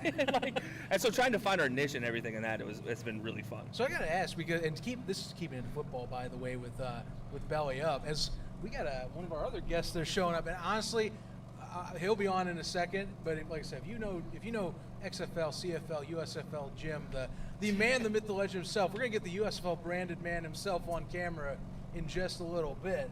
But I wanted to ask here, because with Belly Up, I mean, keeping it football, you guys do some broadcasts of some leagues. I believe Northern Louisiana Football Alliance. I believe there's a Minnesota one that you're doing as well. Or yeah. So unfortunately that one fell through, as well as another league we were trying to do fell through. Just differencing in as far as operation procedures went as far as getting the film to us to be able to run it. But yeah, the NLFA, North Louisiana Football Association. That has been a fun thing to watch, and we talk about unique leagues. This is a very unique league to watch. 8-on-8, very interesting aspects to the game. There's not like the arena league where you can start running behind none of that. It is like 8-on-8 straight up football, but it's still some weird rules, and it's semi-pro, so it's not professional, it's not polished, it's not anything like that. But we did their season this last season. We did live broadcast of that. That was a lot of fun. That shout out to the league, the NLFA for allowing us to do that. But we'll continue with that in future. FBA, we're working with the Florida Basketball Association. Nice. We call a couple of their games now. That's another one that we're trying to finalize the operational procedures on as well. But yeah, we do a couple of things like that. We're also end of this month, very unique sport, croquet. The International Croquet World Cup will be calling. International Croquet? I honestly had no idea it existed until they called us and said, hey, we're doing this. And are you guys ready? And I was like, you know what? Sign me up. I will happily talk croquet all day. That sounds amazing. I'm not going to lie. I have a croquet set at home. Check that out. Oh, it's going to be fun. It's just hitting a ball with a mallet in very unique ways. And honestly, the distance they hit these balls, as a former baseball guy, I'm like, I don't know how you do that on the ground. Bravo to you guys. It's actually been very interesting to watch so far. I've been trying to learn the sport, and there are some rules that I'm just, and I catch rules pretty well, but there are some rules in croquet that I'm just, I'll struggle with for it. International croquet, who would have thought it? There's a league for everything. Honestly, who would have thought if you asked me 10 months ago, like, hey, are you going to be covering international croquet? I'd have laughed at you. And now I'm like, I'm so pumped to cover international croquet. Dude, I'm talking about it on another podcast. No joke, talking about goofy sports. Every 4th of July, I have to bring this up because it's 3rd of July. I'm telling you, I watch that hot dog eating contest, and there's something in me that wants to start the food newsroom. And because, those dudes, they'll eat like 2 pounds of ice cream in 3 minutes. Oh, yeah. Like, they list off those, they're like, this lady ate 15 pounds of spaghetti in 3 minutes. And this, like, you're like, wait, pounds of, and it's like gelato. It's very specific, right? Yeah. Pistachio ice cream. It's 75 oysters. Yeah. In 10 minutes. Like, what are you guys doing with, like, I'm so intrigued by the competitive food eating Steen. Like, if you started a food newsroom, I would 100% be on board with being there. I will come up with something. Okay, who's our Joey Chestnut though? That's the question. I mean, we got to get him. Well, It it can't be me because like he's a tiny in shape guy. So Joey Chestnut is like, honestly, you talk about an athlete. That dude works out like a freak. Oh yeah. It's interesting to watch their development. Like you obviously have the guys that look like me in the food eating contest, and then you have guys that are like Joey Chestnut that are winning these food eating contests that are like, oh, that makes sense. You can turn anything into a sport, I guess, at this point in time if you work out hard enough. Right. Yeah. Well, before we let you off here. I mean, you're free to jump back on anytime. You're gonna be around all day. But before we move on to our next guest here on the show, just tell people about Belly Up, or sorry, not Belly Up, but you know what? Yeah, I'll mention Belly Up socials, and of course High Low. Which, by the way, the croquet thing to me fits the slogan that I thought I should give you. You search high and low for anything on the sports scene and the stories you don't look for. Yeah, you know, I wish you had written my advertising plan for High Low originally. Yes. I told you this the other day, and I literally had not thought of that the entire time. So I appreciate that because that is going to become our new slogan, and will give you some feedback some kickback if we ever make money. Speaking of investors, shout us out. But no, you guys can find us at high_low_sports on Twitter, at High Low Sports on Instagram. And we go live every Wednesday night at 8 p.m. Eastern now. We were 10 p.m. Now we moved up to 8 p.m. Eastern time. We go live on our Facebook, our Twitter, as well as our YouTube and TikiLive.com. Also, BellyUp.tv is the website, part of BellyUp TV. So that's a lot of fun. So BellyUp does have a couple of things. We have BellyUp TV. We have, the podcast network as well. We also have all of our writers. So, which a lot of our writers do cover different sports. I don't think any of them cover USFL though, which it's kind of a disappointment. But we'll work around to it. Well, yeah, I'm trying to spread them out in that realm too. We can work around to both of those. Exactly. Yeah, we're working towards it. But yeah, that's where you can find me. I was really on the High Low Sports website or web pages. You find DJ as well, my co-host. He's not here today. He actually is back in Montana visiting with family right now. So he's having a good old time in the mountains shooting fireworks. Yeah, big sky country. Yeah, big sky country. It's a lot of fun out there. Nice. Well, it's good. Yeah, man. Yeah, good to have you on. Maybe we'll have you jump on a little bit later too, because we're just having fun today. It's just a celebration of the spring football and football community, and I mean we're at the Flip It Championship. What I think we're going to do is take a quick intermission, just because I want to get a couple things sorted. I need to grab a water, like 5 minutes, 10 minutes maybe. Oh yeah, we need to get the grill going. Stick with us, folks online. 5 minutes, 10 minutes max. We'll be back. Sign everybody up. That's it.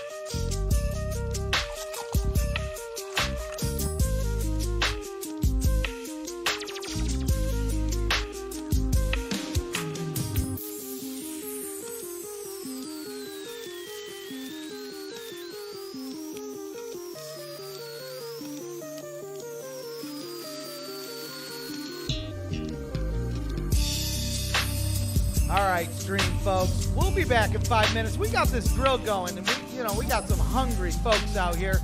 So just bear with us 5 more minutes. We'll be back on stream, and we got a very special guest coming up next. You may know him from the XFL, the CFL, or the USFL. Today we got USFL Jim coming up next. 5 minutes.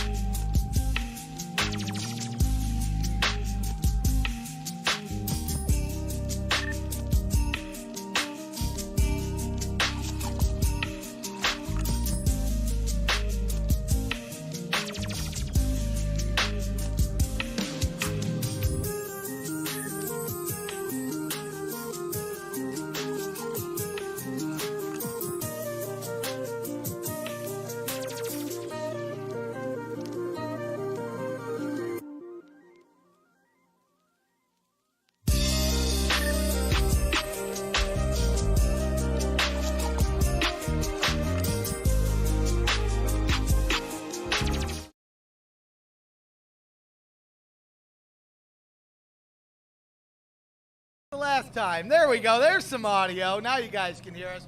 We're back again. Sorry, we had to feed the crowd here. Zach's still cooking up some dogs, but we do have a familiar face over here to my left, your right on screen. Like I said, you might know him from the XFL, you might know him from the CFL, but here today, in live person, we have USFL Jim. And I mean, I love the get up. I mean, you rolled in here. We heard the thunder rolling. I said, there's no clouds in the sky. What's going on? Boom, I look to my left. There's USFL Jim. Excuse me. Get it right. How are you doing today, my man? I'm doing great. I've been in Canton for about 3-4 days. I had a recovery day. That was nice. Beautiful day out. I think once 7:30 rolls around and the game's there, it's going to be perfect for football. I'm about a 10 out of 10 right now. That's what I like to hear. I was actually we were talking about where we're from. You're from Nebraska. I'm from Texas. I'm so glad that the championship is here because the humidity factor. Like I wasn't sure if I would actually be able to wear this ref shirt today. You're walking around, but you're all layered up. If it was in Birmingham, I'd probably be dead about now. Yeah, we'd be passed out on the side. You would just be tuned into the stream with two guys passed out, which is not unusual for you. I mean, we were talking about this not too long ago too. Memorial Day is always like a special day where I try and do a weird challenge. So last year I did how many hot dogs can I eat in a day? The answer was only 30. And then last year, this previous Memorial Day, I tried to see how many beers I could drink, and I just did old Bud Heavies, and I got to about 20. But the way I spaced it out is I did about 10 in my first hour. Yeah. And that's just recipe for disaster. Oh, sure. I mean, I've been known to have a drink or two. You offered me a beer, and I said, yeah, it's probably not wise until after the stream. I've had a couple drinks on stream. I think that draft stream, that's when it started to go off rails, Zach, is once I started bringing in the Bud Lights. I'm a very lightweight drinker kind of guy. Yeah, but I didn't say anything too dumb. But I figure we still got a lot of hours left, so I can't start yet. But maybe that last hour, I'm probably going to start getting tipsy. We got to pregame this. I'm sure the press box won't enjoy that much, or maybe they will. They might loosen them up a little bit. Zach's squeezing in now. Zach's coming to the party. I got to talk to him. I got to talk to Jim, the USFL version of Jim, who's looking like he came straight out of, just basically out of an '80s sketch on SNL. But I love the get up. I really do. It's fun. I'm glad that it incorporates short shorts for the warm weather. I'm waiting for Gene Simmons music to kick on too, by the way. I'm more God, I love Kiss, but I think with this outfit and this get up, I'm more of like a synth pop 80s style. Yeah. So I've been rocking just like a bunch of synth music all day. Oh man, I mean, yeah, you're like a side character in Miami Vice right now. Exactly. That's the way I look at it. Exactly. Or the main character. Or maybe you're running up that hill. Apparently that's pretty popular right now. Oh yeah. I've been watching Stranger Things lately, but I know it's getting popularity again. So at least the song. I'm talking the song, Stranger Things 2. But you know what I'm saying. It's good. Hey, I'll tell you this. It's nice to you're repping the OG feel and vibe with the years gone by. I'll tell you. I think even we had the early going where it felt like both sides had to kind of settle down, gather what they wanted with new fans and the old guard. I don't know. Now it's like from this experience, I appreciate the old one more and more as I go. The old USFL? I read up one. You go back, you see there's two, and you want to go, okay, well, what was this one about? What players are in it? And you get that vibe from it. I'm okay reading up on the history. In my opinion, it's like the OG Spring League. That's what the old USFL is. It's like the first one to really challenge the NFL.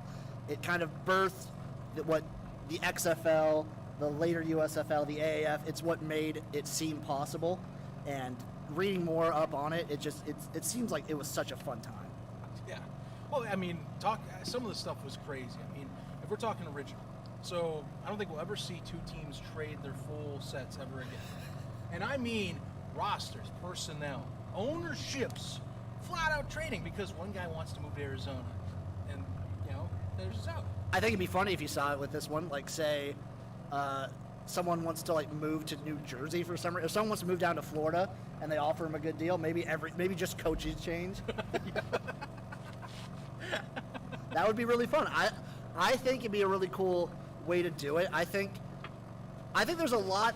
My favorite thing right now about spring football in the USFL is just it's the hope, it's the potential. It's still, I was rocking the potential and hope train all through 2021 when there was nothing going on, and now with the USFL kind of like having a full season, and now we're here at the championship game. It feels real. It's really there. Just the potential and hope is like sky high right now. Okay, I gotta ask, this wasn't an easy trek for you to get out here. No, it was about a 16-and-a-half-hour drive. I drove it straight. I slept in my rental twice. I had to switch rental cars halfway through in Illinois because it broke down. So that was super fun.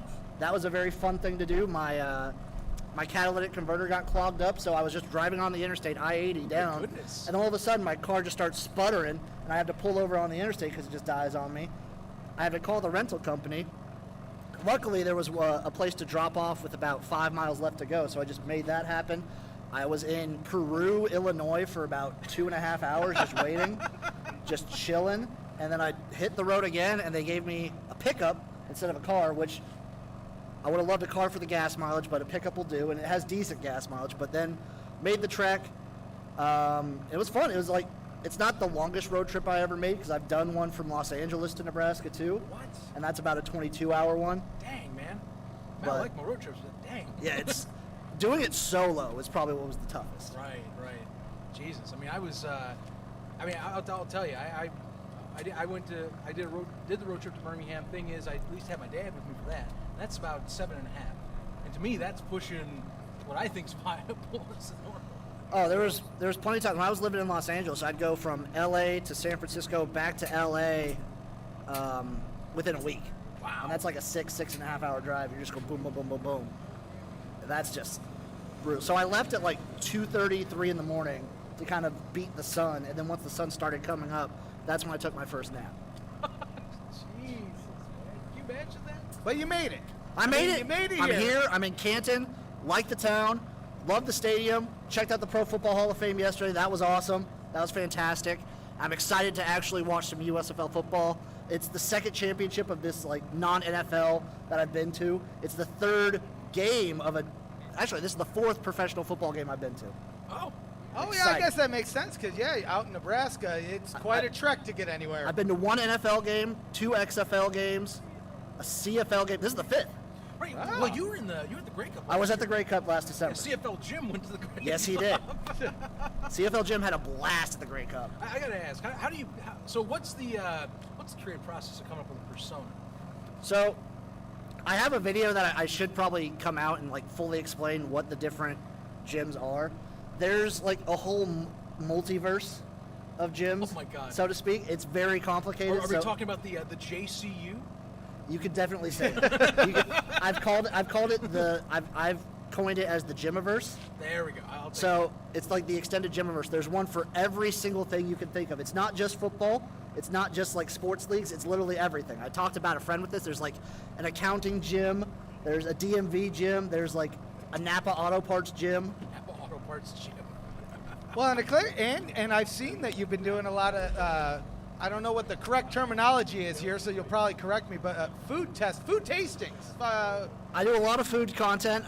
So when 2020 hit and like the XFL season like ceased, I was like, oh, well, I was just going to do some off-season content once the XFL was done in around April that year. I guess I'm going to bump that up, and then also there's no CFL, there's no nothing. I'm going to have to figure out what I'm going to do. So I just 2020, I just did, every week was a new video.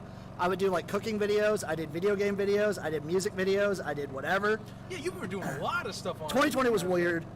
Some of it stuck. So like the food stuff really stuck with me just because I like cooking, and it got a lot of engagement and it's fun to do. So I make like my first thing was I make weird shakes. I make weird protein shakes, and Okay. that's like that works out with my training for the XFL video. That's a big XFL Jim thing.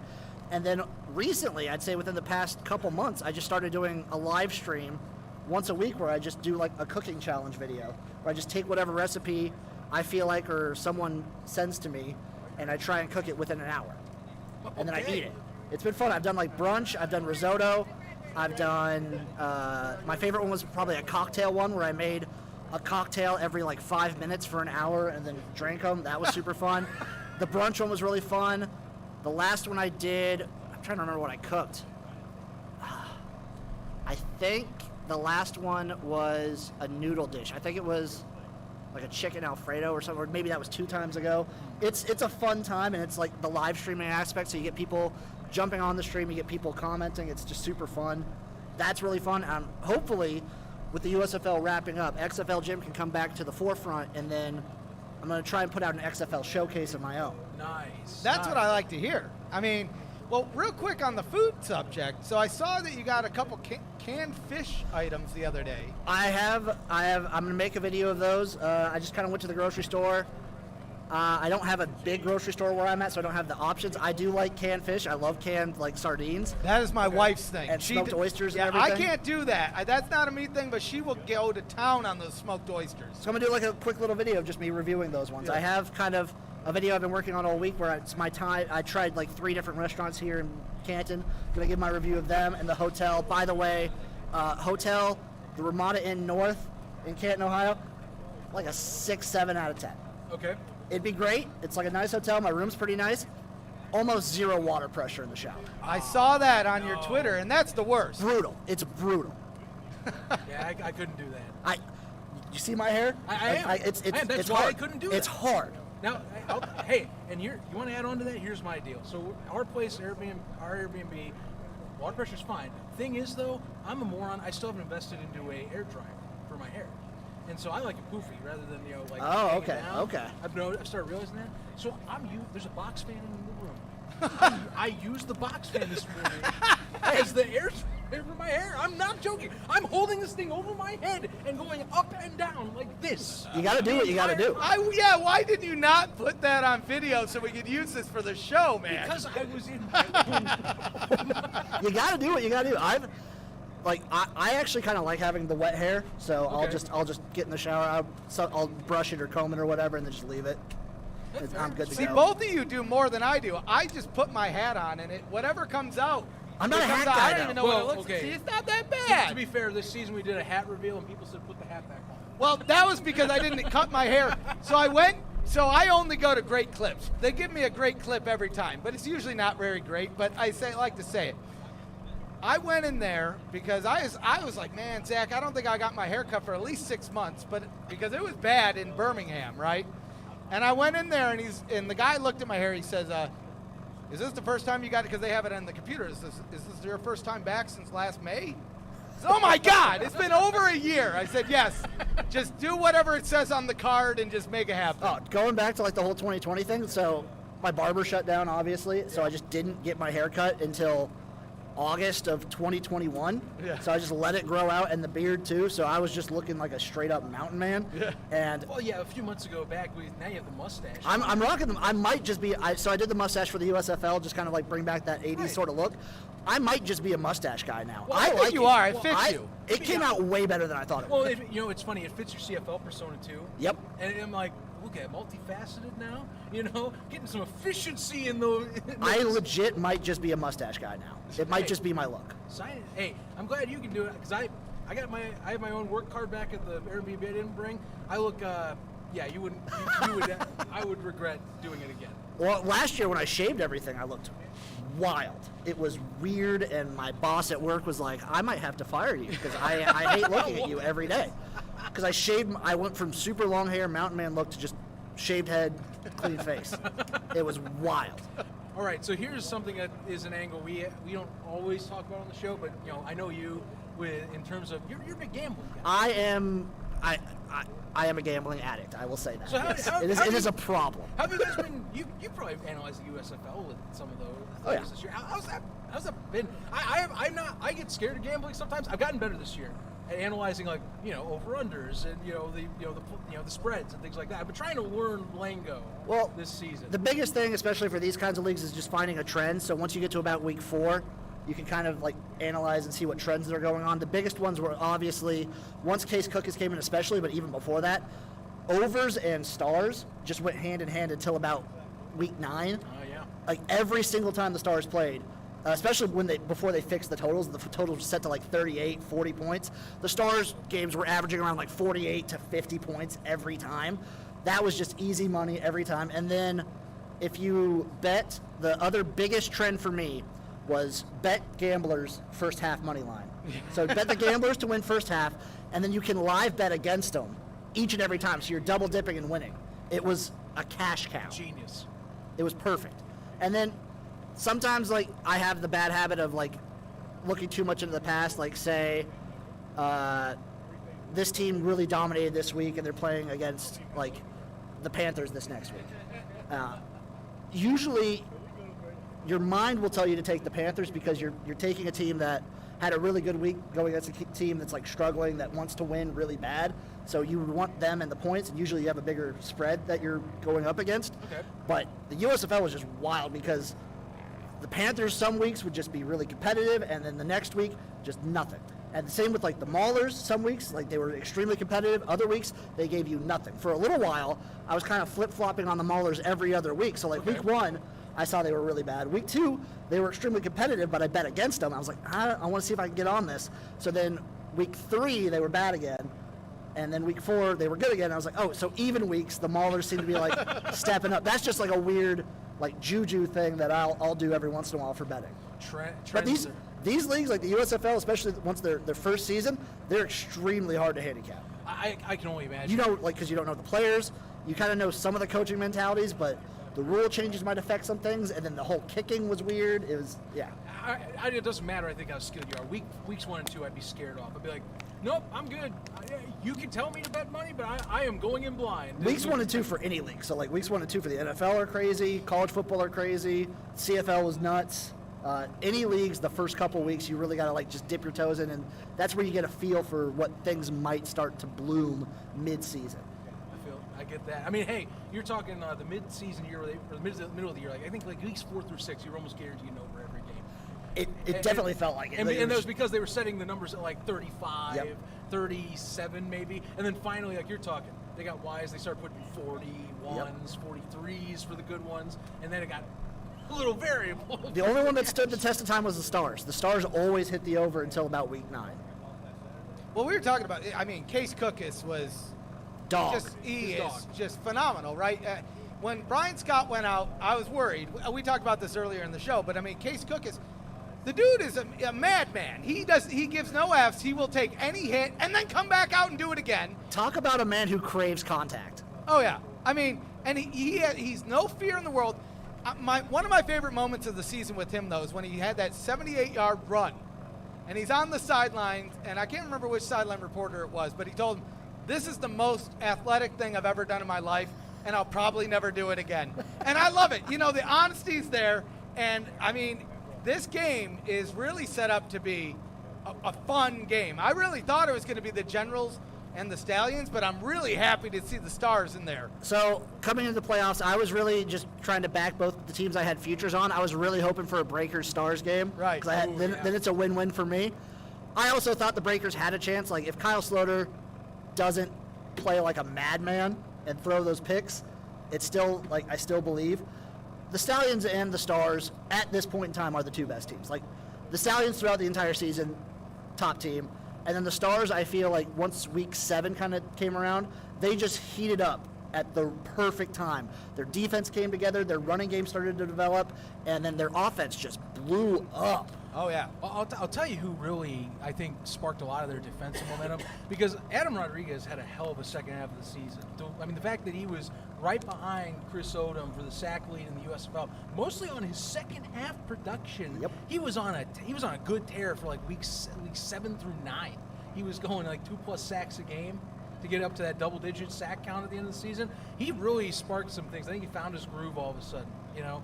And then getting Channing Sterling back from injury, that just exponentially grew it. Turnovers became king, and it helps. That'll give you anything. When you have an offense on the other side of the ball, that if you give Cookis enough time, if you get Matt Colburn healthy, too bad he's not here this time, or Darnell Holland, but they had the tools if you start getting that thing churning in that system. And I think they're a great matchup for the Stallions, because the thing with the Stallions is if once they get a lead, they can kind of just coast, especially with Bo Scarborough added onto the team. Right. And that strong offensive line. They can just wear teams down and just brutalize them. But the Stars, at any point on offense, can score at just any point from anywhere on the field.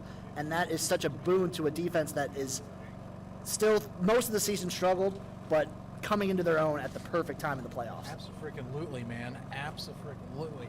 I'll tell you though, it's gonna be a good one, honestly. You know, like I said, I know that I was one of those folks who picked the Generals to go, you know, but Philadelphia proved their way, like we're talking. Do not doubt the Mafia Don Bart Andrus. That is what you should learn from this. You know, he does look. He's great. got some bodies in some rivers somewhere. Oh, absolutely. I mean, there's some secrets that I don't even want to know that he has. I think at one point in the season, I hadn't said that. I had said used car salesman.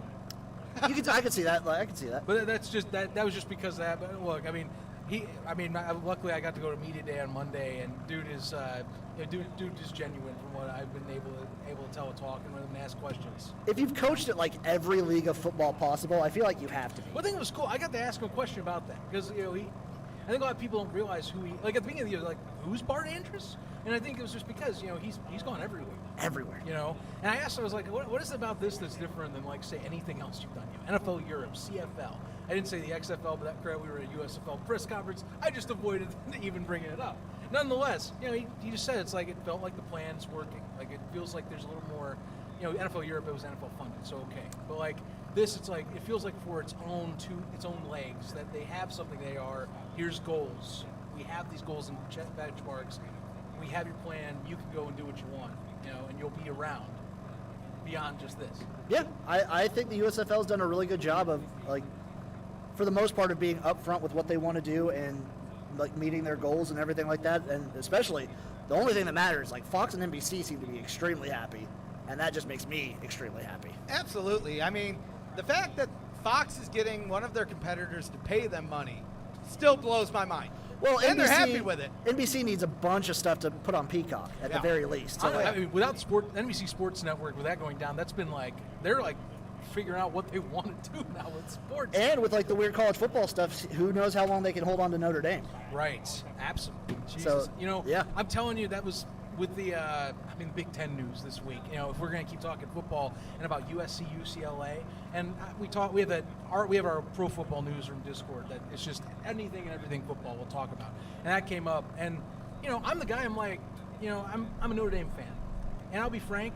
When they went to the partial ACC schedule, I was disappointed because half of the traditional rivalries are gone. So at this point, I went, look, either you go back, or because this is how college football is going, just join the Big Ten. You're right there. That's kind of how it's lining and up, especially with how big the Big Ten and SEC are money-wise. Like, they dwarf the other conferences when it comes to revenue. Mm-hmm. And it really comes down to that NBC TV deal because Big Ten's more Fox. Yep. So I don't know what happens there, but I'm telling you, man, don't do ACC. Go to the Big Ten. It's easier on you too. It's right there.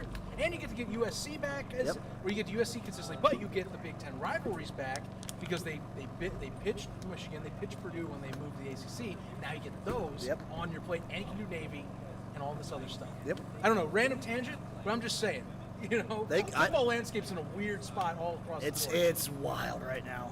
Like the NFL could do some weird stuff. Like, who knows what's going to go on? College football is literal chaos. Yep. And then you have just spring leagues upon spring leagues with the USFL, XFL, MLFB, and CFL all going on at like next year's going to be nuts. We've come a long way since you and I talked about the TSL last year. That's how that's gone. Look at old Spring League, man. That was fun times, right? That was a good old time. I mean, the fact that I could bet on it was nice. It was kind of nuts. Do you think about it? For what it was. Although this last season it pushed the boundary of what we're at now. But it's like funny. You look at the Spring League and no one thinks about, I could have bet on. Oh yeah. On that football. Oh yeah. I'll bet on anything. I'll bet like if they ever let me. I'm still trying to push for a book that lets me do this. Let me bet on X League football, and I will love you forever. Oh my God, you got me on when I was able to do a little bit of a show on X League. My first, did a whole thing with a good buddy of ours, Greg James, last year. I couldn't do it this year. I had so much with this going on. But I'll tell you, football in Japan, they don't mess around, man. No, they're legit. I talked with a couple players American players that played over there. Like, the fact that the Japanese-born players have to work a full-time job and then also play professional football is wild. Unreal. Yeah, that is pretty insane to think about it, man. I mean, I'm with you. I used to be a gambling degenerate. Texas is a little bit harder to gamble. When I lived in Arizona, I'd make the road trip to Vegas. It's not legal in Nebraska either. Yeah. So it's not easy. Yeah. So But I used to, Croatian basketball. Yep.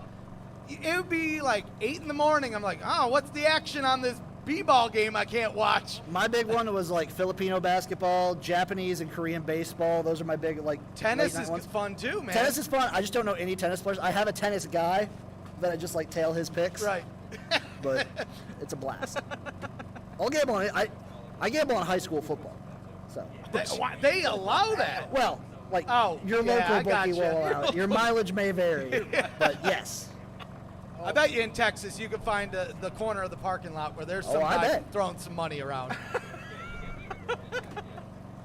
I just don't. I didn't expect that. That's why I'm just having a good time. It's great. I'm having a good time. I got to ask for you.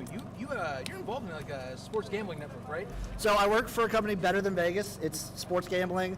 It's like a video site where everyone can go on, post their picks, post their gambling picks. They keep like a leaderboard throughout the week. The winner gets like $250 every week if you make the most money throughout the week. Really fun. I do so many shows a week as it is now. I do the Gymnasium every Sunday, which is a podcast with me and my buddy Chase Sessoms of Oaklawn on Twitter. Okay. Great dude. And then I do the CFL Gambling Podcast with the Sports Gambling Podcast Network. Okay, yeah, Yep. that's right. So we look at the CFL from a strictly sports betting angle, and we do the regular show where we just pick the lines, the spreads, everything like that, and then we do a DFS show, which is very fun because the CFL has some wild weeks where if you pick the right team, like if you pick the right quarterback, you could be scoring like 60 points. Jesus, man.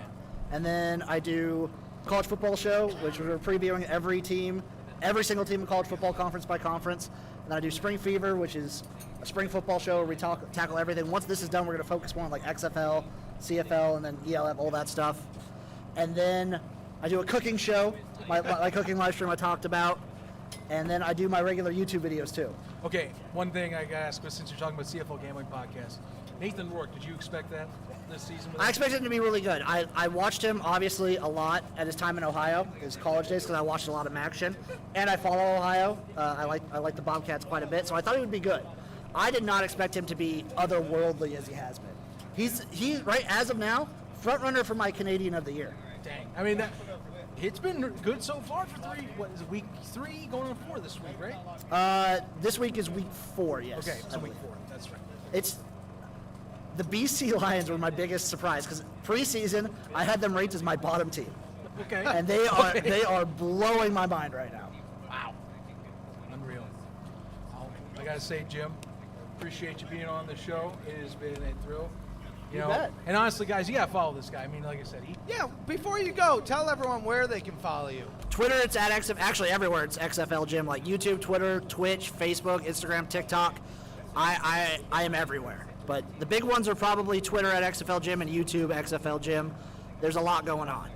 And when you hit the subscribe button, click the bell. It builds morale. I mean, we got a big game tonight, and you can never have enough morale. That's what I always say. That's the truth. Sign you up. Thanks for coming along. I can't wait to have a beer with you when I'm done, or maybe the next intermission, and I won't mention it, but it's too late. hey, tell you what.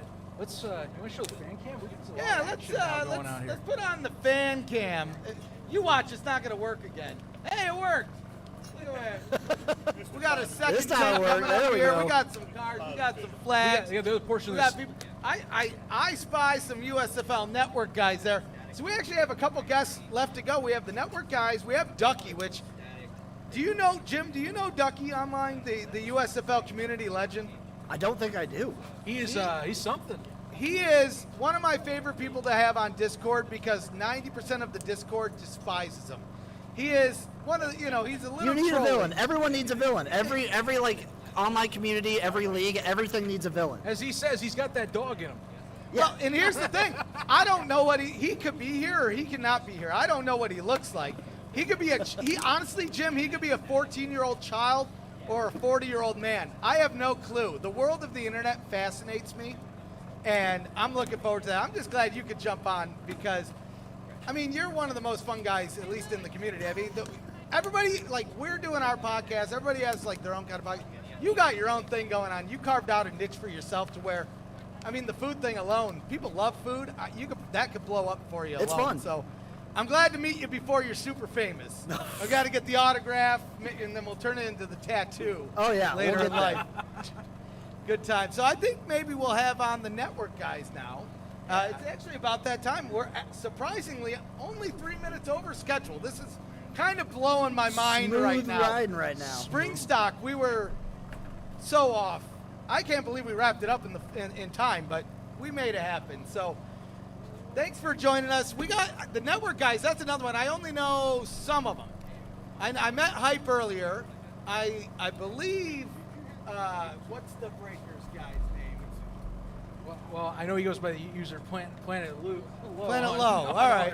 And I know we got a whole bunch more. So you guys want to come up here, jump into the party, and get this thing started and introduce yourselves? It's a network session. There we go. Jim, again, appreciate your time You on bet. here. Party on, my man. Keep on rocking.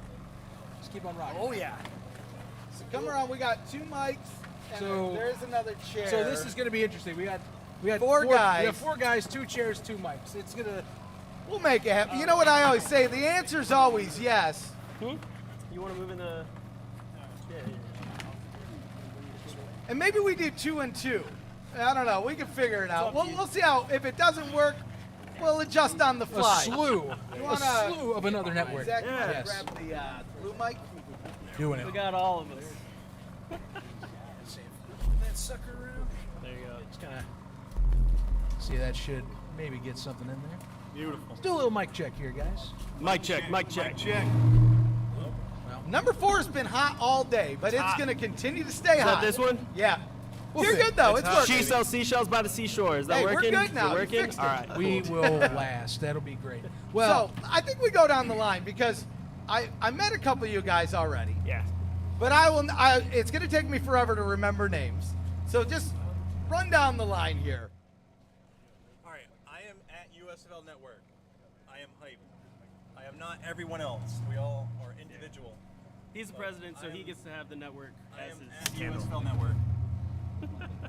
Sorry, guys. We're getting there. Oh, tap the mic for me. That should be 3. Yeah, I think we're good. Okay, you're good. You're good. All right. And the 4 is just our. It's just our guy today. jump in. All right. So I'm Angelo. I'm NJ_Generals. yes. And I manage the Generals account. What's up, Zach? What's up, Ref? What's happening, my man? Right. My name is Maverick. I'm proud of my take 1. I'm the Panthers representative. Yes. There you go. There you go. A little bit of representation in there. I'm Ace at Pocket Aces _USFL on both Twitter and Instagram. Houston Gamblers, man, love them. Oh, look at this guy. Might be coming. Oh, I don't know if that's going to work with USB though. Oh, it's not. I'm Well, Low then or don't listen to Logan, me. BreakersNation.insider on I don't know, Instagram, it's gotta go. Planet_Low on Twitter. You can find me either one of those places. Yeah, we got a TV celeb right over here. We'll get into that in a second. Yes. We'll get into that in a second. We got to do I'm that. the only person who noticed, by the way. I just say I love the synergy. Only person who noticed. I I'm took digging a the video. synergy with the hats. You guys coordinated super well. It's like Yeah. Shout out to Ace and Yeah. KB. Yes. Well, the one I may have missed the introduction. Sorry, but down at the corner, we all saw you last week. Low. I mean, the league was quick to put that video out there for the whole world to see. Yeah, that was awesome. And but I mean, it's good to have you again meet all these people in person, right? I mean, look, the USFL community has surprised me in such a good way, right? Like Same. all of us we all get along. Right. Like that's huge because us, yeah. we Yeah, like most of us. Well, I mean, they teach their own, right? But the fact of the matter is the league needs more of us, you guys, and everyone else doing stuff like us to survive. And quite honestly, like the more you guys are doing stuff, the more it's going to bring attention to the league, which is going to possibly bring attention to us, and likewise back and forth, right? Yeah. And that's what I've loved so far.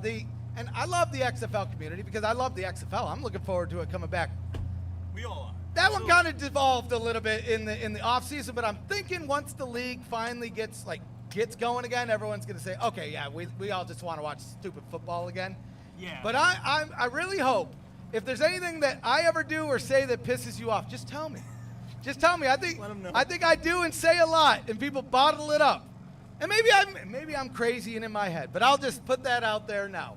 I want to keep, the good connections and make it all happen. I mean, at the end of the day, we all have one thing in common. We like spring football. Love it. Particularly the USFL here, which we're at the flipping championship. How crazy is that? It's insane. It's insane. Because, Ref, you live in Houston, right? Yeah. And I live in Waco, Texas. Oh, okay. So we both came from very far. Oh, yeah. I'm glad, I'm actually happy. I wasn't sure if I'd be able to wear these two shirts outside, but, coming from Houston where it's like in the 90s and 90% humidity, I'm like, it's actually pretty nice out today. When we left Dallas yesterday, it was 99 degrees. Oof. We landed, it was 74. Yeah. It was insane. I know, I was cold this morning. I looked at my phone, it said 70. Yeah. So, no. I mean, we were like, we might need jackets. We didn't plan for this, but it worked. Our drive was nice. It was like 10 hours from Boston, 635 miles. Wow. I'm actually surprised that it's only 10 hours. That's enough, man. Yeah. Oh, I bet. Oh, yeah, that's enough. Yeah, I flew here because when I looked and saw 20 hours, I said, man, I can't be doing that. I mean, right before SpringStock, for the beginning of the season, I had to drive 11 hours, 3 days before we flew out. And I didn't want to, I just knew that was not going to be fun coming into this. So I drove out last week. On Thursday, I was in Rome, Italy. What? On Friday, I was standing in front of the Pro Football Hall of Fame. Drove back to New Jersey, and then I'm back here again this week. My goodness. I think you win the most miles traveled for this trip here. Yes. Sign this guy up, It's man. got to be a world record, right? Trevi Fountain on Thursday, Pro Football Hall of Fame on Friday. I defy you to find me someone else who's done it. Oh my goodness. You know what? I good on you, man. I tell you, I'd love to. I've gone to Italy one time in my life. I gotta get back myself. There you go. It's beautiful. I know. Rome itself as well. Found a great gelato shop one point down there. You can't trip over one. It's across from the Parthenon. That was what's nice. It's like on that plaza. Pantheon, Or Pantheon, yeah, that's right. But hey, dang, man. So I gotta ask, guys, how you guys kind of formed this up on the fly as the season was getting closer to underway. I talked with a few of you beforehand, and then the network appears. And how you guys divvying up response? Like, how's it been forming up? All right, so basically, it was myself that started it on Facebook, January 23rd, and myself and Webb, who's not here. He's watching, hopefully.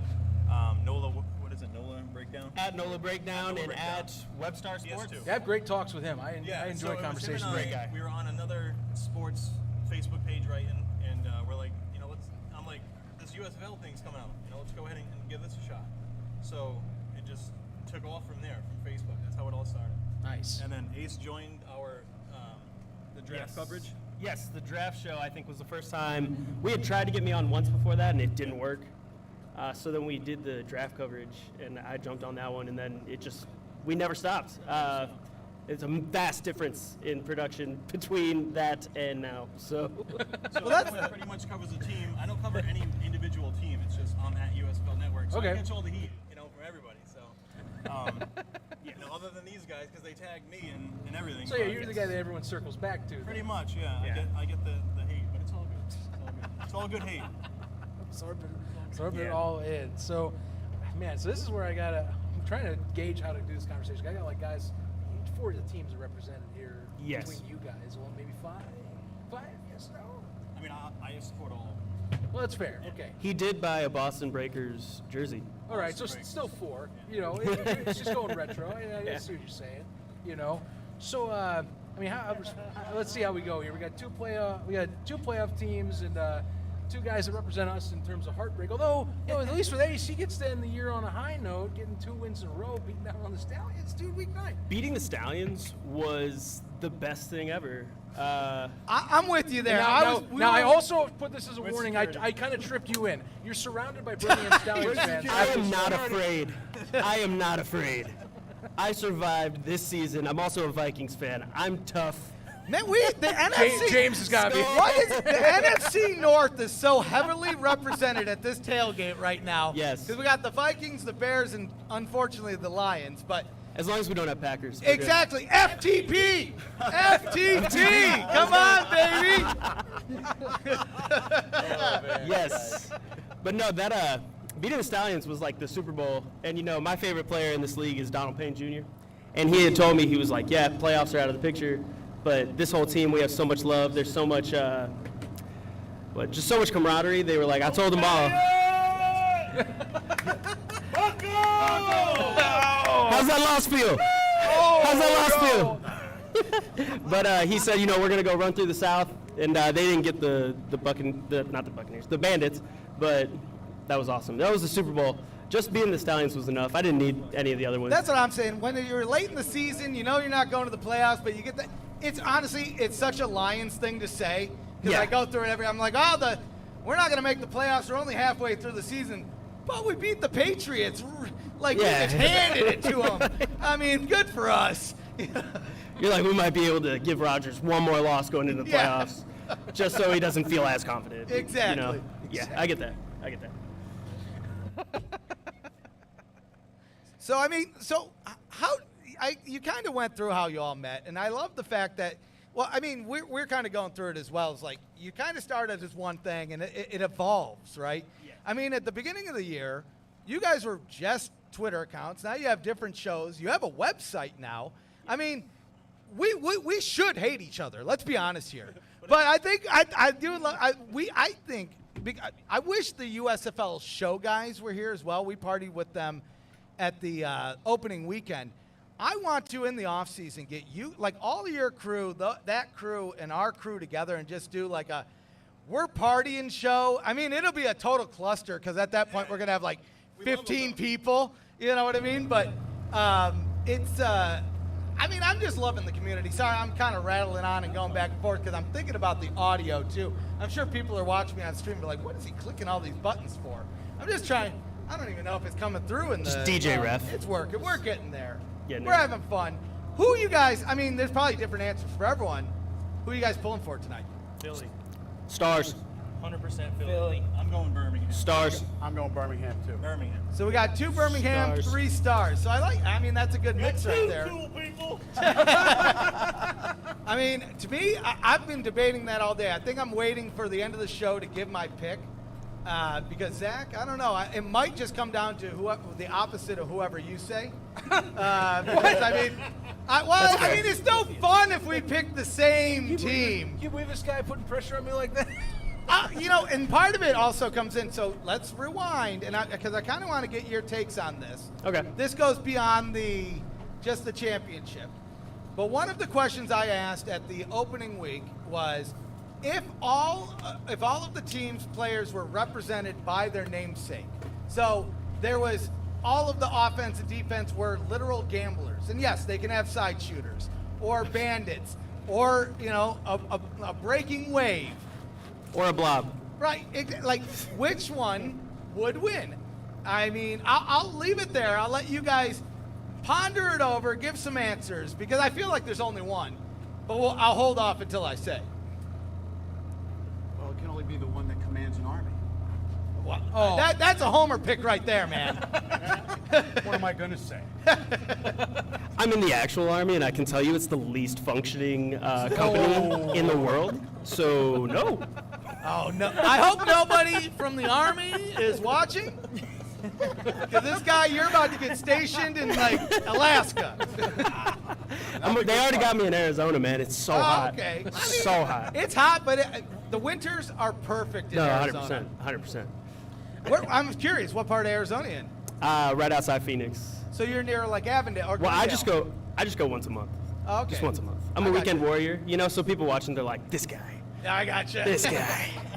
And I take it. I take that. That's fine. That's cool. We'll sign you up. I did one of the press conferences while I was at an Army training, actually.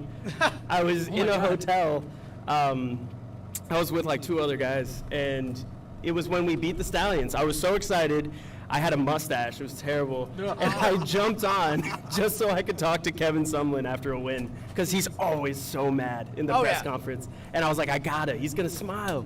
And it was great. It was probably my favorite point of the season, was sitting in a hotel room with my laptop, no mic, no nothing, just trying to talk to him. Well, I'll tell you one thing I've been impressed. The access you get with it, they'll love you back if you cover them. 100%. It's real nice. You guys done more of the events than I have. I did the media day here on Monday, and that was the first time I finally got the confidence to actually ask questions. I'm the deer in the headlights type of guy. You guys are comfortably getting up and going, all right, Kevin, what the hell happened there? Not in those words, but you're like, but you basically have every week then released Ace. You got to do that. I try to you be so know. nice. I mean, I try to be nice. I mean, if you're freaking Mike Riley, that's gotta be. If you're talking Mike Riley, that's the nicest thing in the world. Yeah. Jeff Fisher, he's used to this stuff, so he's like more mellow, going, "It is what it is." Jeff Fisher wouldn't show up to half of the press conferences.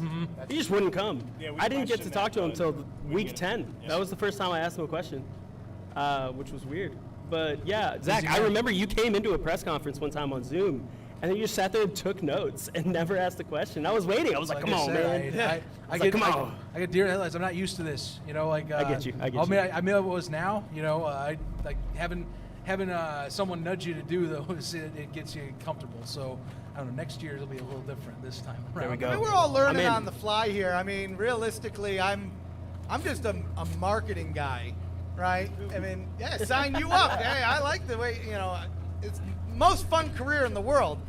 And that's why I love this. This is kind of like a testing bed for stuff I do at my legit job, no joke.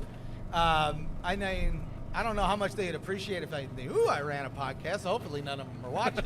But I do, so they'll get over it. And if they ever tell me to stop, I'll quit my job because this is way more fun than what I do, but I do love what I do. Yeah, I wish we were paid. I mean, one day, man, one day. I mean, we just got to hustle this into like a thing, you know? I mean, yeah, we're not getting paid now, but think about 10 years from now, the USFL's still around. I mean, the world's really all of our oysters here. I mean, we have a big opportunity in front of us, and I think both of us, I mean, you guys have done a great job, like, just building upon what you started from, right? I had been kind of doing this for a couple of years we started with the XFL, and we did some CFL stuff, so we have been around for a little bit, but I mean, you guys started, like, right at the kind of the beginning of the season, and, I mean, you have a bigger crew than I do. We were interviewing guys before they got drafted. You know, any player that was like in the draft pool, we started interviewing. You know what I mean? Just to get their names out there and tell their stories. So that's what we were all about. You know, just We were not picky. I mean, we still aren't, but we were like, No, hey, but- do you play football? You want to come on our show? You're just talking to anybody? Like, you couldn't even Google them? But we figured after the season started, it would be no more, and that's what I told my fiance. Thank God for her. But we had told her, you know, after week 1, it's going to be slowing down. It's going to be it. But no, it was every week. Bobby Holly coming on 7 out of the 10 weeks, and it's just like, okay, it's still going. You know, It's awesome. I mean, you got to meet up with Bobby Holly. I in met him Cleveland, yesterday, right? yes, in Cleveland last night. Myself and Angelo met him at his hotel, and he was great. Family was coming in, but he was nice enough to give me the 15-20 minutes. That's too cool. You know, been waiting all season to meet him, so. That's too cool. He's my favorite guy. He's a Stallion, too, so. Yeah. There you go. And I shook hands with Bo. He's a big dude. So Yeah, it was great. Oh, yeah. I'm pretty sure he's getting married here, by the way, this month. Oh, he is? And I'm pretty sure he wants Bobby Holly to be a groomsman. So I have an invite for him. Oh, okay. If he can make it, yes. The 23rd of July. Wow. Well, congratulations on that, by the way, man. I got married 2 years ago-ish. We got in right before everything went to hell, which it's the illness we shall not name, so we can maybe earn a couple pennies off of this stream. So just mind your words on that one, because YouTube's like, what'd you say? No more. Yeah. On that one. But so we snuck it in, and thank goodness, because I had a couple friends. I mean, Connor Folk, who kind of took a break from the spring community, he was supposed to get married, and he finally just got married just a couple months ago. So, I mean, congratulations on that. I mean, there's nothing more beautiful than a marriage. And, you created this brand, now you're moving into a marriage, right? Well, Ace as well. Yeah, I was going to say. He has some news. Yes, I also got engaged. Yeah, sign you up. Both of our beautiful young ladies are around here. They have been the most patient and supportive women on this earth. Without them, we wouldn't be here where we are today. Yes. I mean, Actually, absolutely not. our brand ambassador, she reaches out to a lot of the players for us. It's my fiance's mother, so my future mother-in-law. She is actually KB, at USFL Network KB on Twitter. That is my future mother-in-law who That's reaches out to super players cool. for us. That is So super yeah, cool. she's in our Discord. She's awesome. She helped with the hats. So Which those yeah. are sweet, by the way. So do you sell Thank you. those? No, the press, I just got them made. I think I got them July 1st. Okay, cool. Someone I work with, his daughter makes them, and I was like, hey, can I get these like in 2 weeks? Right, She was yeah, like, I got sign you up. Yeah. I'm jelly, not going to lie. Oh, well, here, wait. Your hat had a card in it, didn't it? Did it? Take your hat off for a second. I'm going to laugh if it's in there. Nah. No, it's, Oh, I believe it's American Southern Goods. Okay. On Instagram. Go check it out. They do hats, leather patches. We have each of our names on the side. Oh, nice. And I tried to get the team colors for each person. So No, that I think I worked did out pretty pretty well. I mean, honestly. But yeah. So I was super excited to have these hats. None of them knew that they were coming. Lo didn't even see his until right before he came on. Just a gift for everybody, you know, being a part of this. It's been so special and so amazing. Absolutely. I'm so happy we're here. I can't appreciate you guys being here up. Now I got to ask Lo.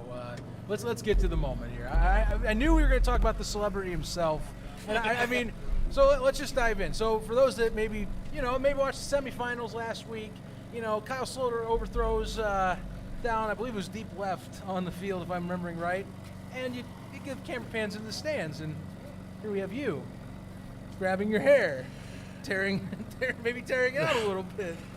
It was Jamar. Jamar was throwing a pass to the left, and it got tipped, and it was floating for like 10 seconds, and Jared Fernandez was mere centimeters away, and that was a genuine reaction that I had for like a legitimate minute. Like I literally sat there like that for a minute because it was so important. We needed that, and I was like, we need a pick, and there it is, and then it fell. And I was like, oh my gosh. And then this guy, he was like, was that you on TV? And I was like, was it? I was like, I don't know, is it? Everybody was watching the game. Everybody was watching. I was so I was focused. like, dude, and I rewound it, took a video, and sent it to him in our Discord. I was like, dude, you're on TV. And everybody was like, that was him? I was like, yes, how did nobody notice our 6'5" long-haired representative on TV?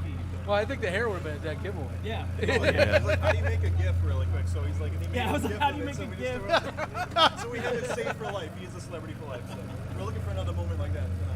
Hopefully, right? Hopefully. I mean, everything's aligning. We're here at the championship. We're here at SummerStock. I mean, the whole year, I can't believe it's at an end. I know my wife's going to be happy. I'm not going to lie. She's like looking forward to getting weekends back with me. But I mean, I hate to break it to her. We got a season 2 coming next year. How hype is that? We got season 2, like confirmation. I mean, on the show, and I brought this up a couple times, we've talked about like the unwritten 3-year plan for the USFL. But even recently, we've heard like 5-7 years out. So I mean, this is getting legit. This is getting real. And I mean, we're potentially witnessing history tonight with the first championship being named. Sorta. I mean, yes, it's a new league. There was an old USFL. It is the inaugural. But isn't it a coincidence that we had? Of course, the Stars had to be in this, right? It just had to be. I know you're shaking your head over here, but I mean, I thought for sure. Honestly, I thought the Generals were getting in. I'm not gonna lie. The Stars have been torturing me since 1983. There's a 30-year lag where they've been stuck in my head, and now they're doing it to me again in 2020. Manifest freaking destiny. You can't have one without them. It's amazing how that turned out. Yeah, it is. You can't have one without Philadelphia or a Stars logo on the opposite Yeah, side. it was Baltimore in the third one. Right, exactly. Right. Yeah. Got to remember that too. Got the quick move. They had to find a new facility in the 1985. Yeah. You know, that's too funny to me. I think. I mean, you've been following us for a while yourself. So I mean, how do you look at? I mean, it's clearly it's not. There's not NFL. You don't have Reggie White's or Jim Kelly's in here, but I mean, how do you take it? Like you got that. You've seen both. Well, I You've mean, experienced both. obviously it's not the same as the original USFL just because they haven't been raiding NFL rosters to bring in those second mid-tier guys to give them more money than they ever made in their lives to then come over and jump. What we have is that tier of guys that were the backups in the original USFL. And now they're getting a chance. And what have we seen? A half a dozen guys that legitimately are going to be in a camp next month and probably another half dozen behind them that are going to be on and off of practice squads. So the one thing I've been saying to these guys is inevitably, every time a new spring league pops up, it always reveals one thing. There's a bunch of hell of a good ball players out there who don't get a deserving shot. 100%, 100%. And that's going to be the coolest part to see which guys come back. And more, I always love to see which guys move on to the NFL. And, I mean, we'll deal with it. This is like a 50 Cent rinky-dink show that we're setting up here, guys. We go through it every time we have an interview, so it's Yeah. somebody's lagging or, something. Zach's known me a while now, and I told him when we first started doing our podcast, I said, Zach, you're going to get to know, if I do something, there's either a technical difficulty, there's a hang-up, there's a missing chord, there's a something every show. And I mean, surprisingly, the last couple shows we did, there was no hang-ups. We're getting there today. 4 mics, we're learning a bit of a challenge. A bit of a challenge. We'll get that figured out for the next spring or summer stock or maybe fall stock. Who flipping knows? I mean, we got all sorts of leagues popping up left and right. My God. I mean, quite honestly, I'm looking forward to I want to do this all the time. It gives me a chance to just travel across the country. But more importantly, like I said, I love meeting the people in life, right? In real life, right? I mean, a couple of you guys, maybe all of you, I don't know, but a couple of you guys I know are on our Discord as well. Yeah. Like I said, we got Ducky coming on here. I don't even know if he's here or not. I don't even know what he looks like. He could be a child or a grown adult. Do you guys know Ducky, the USFL Community legend? Know him. I mean, this guy's got to know Ducky, yeah.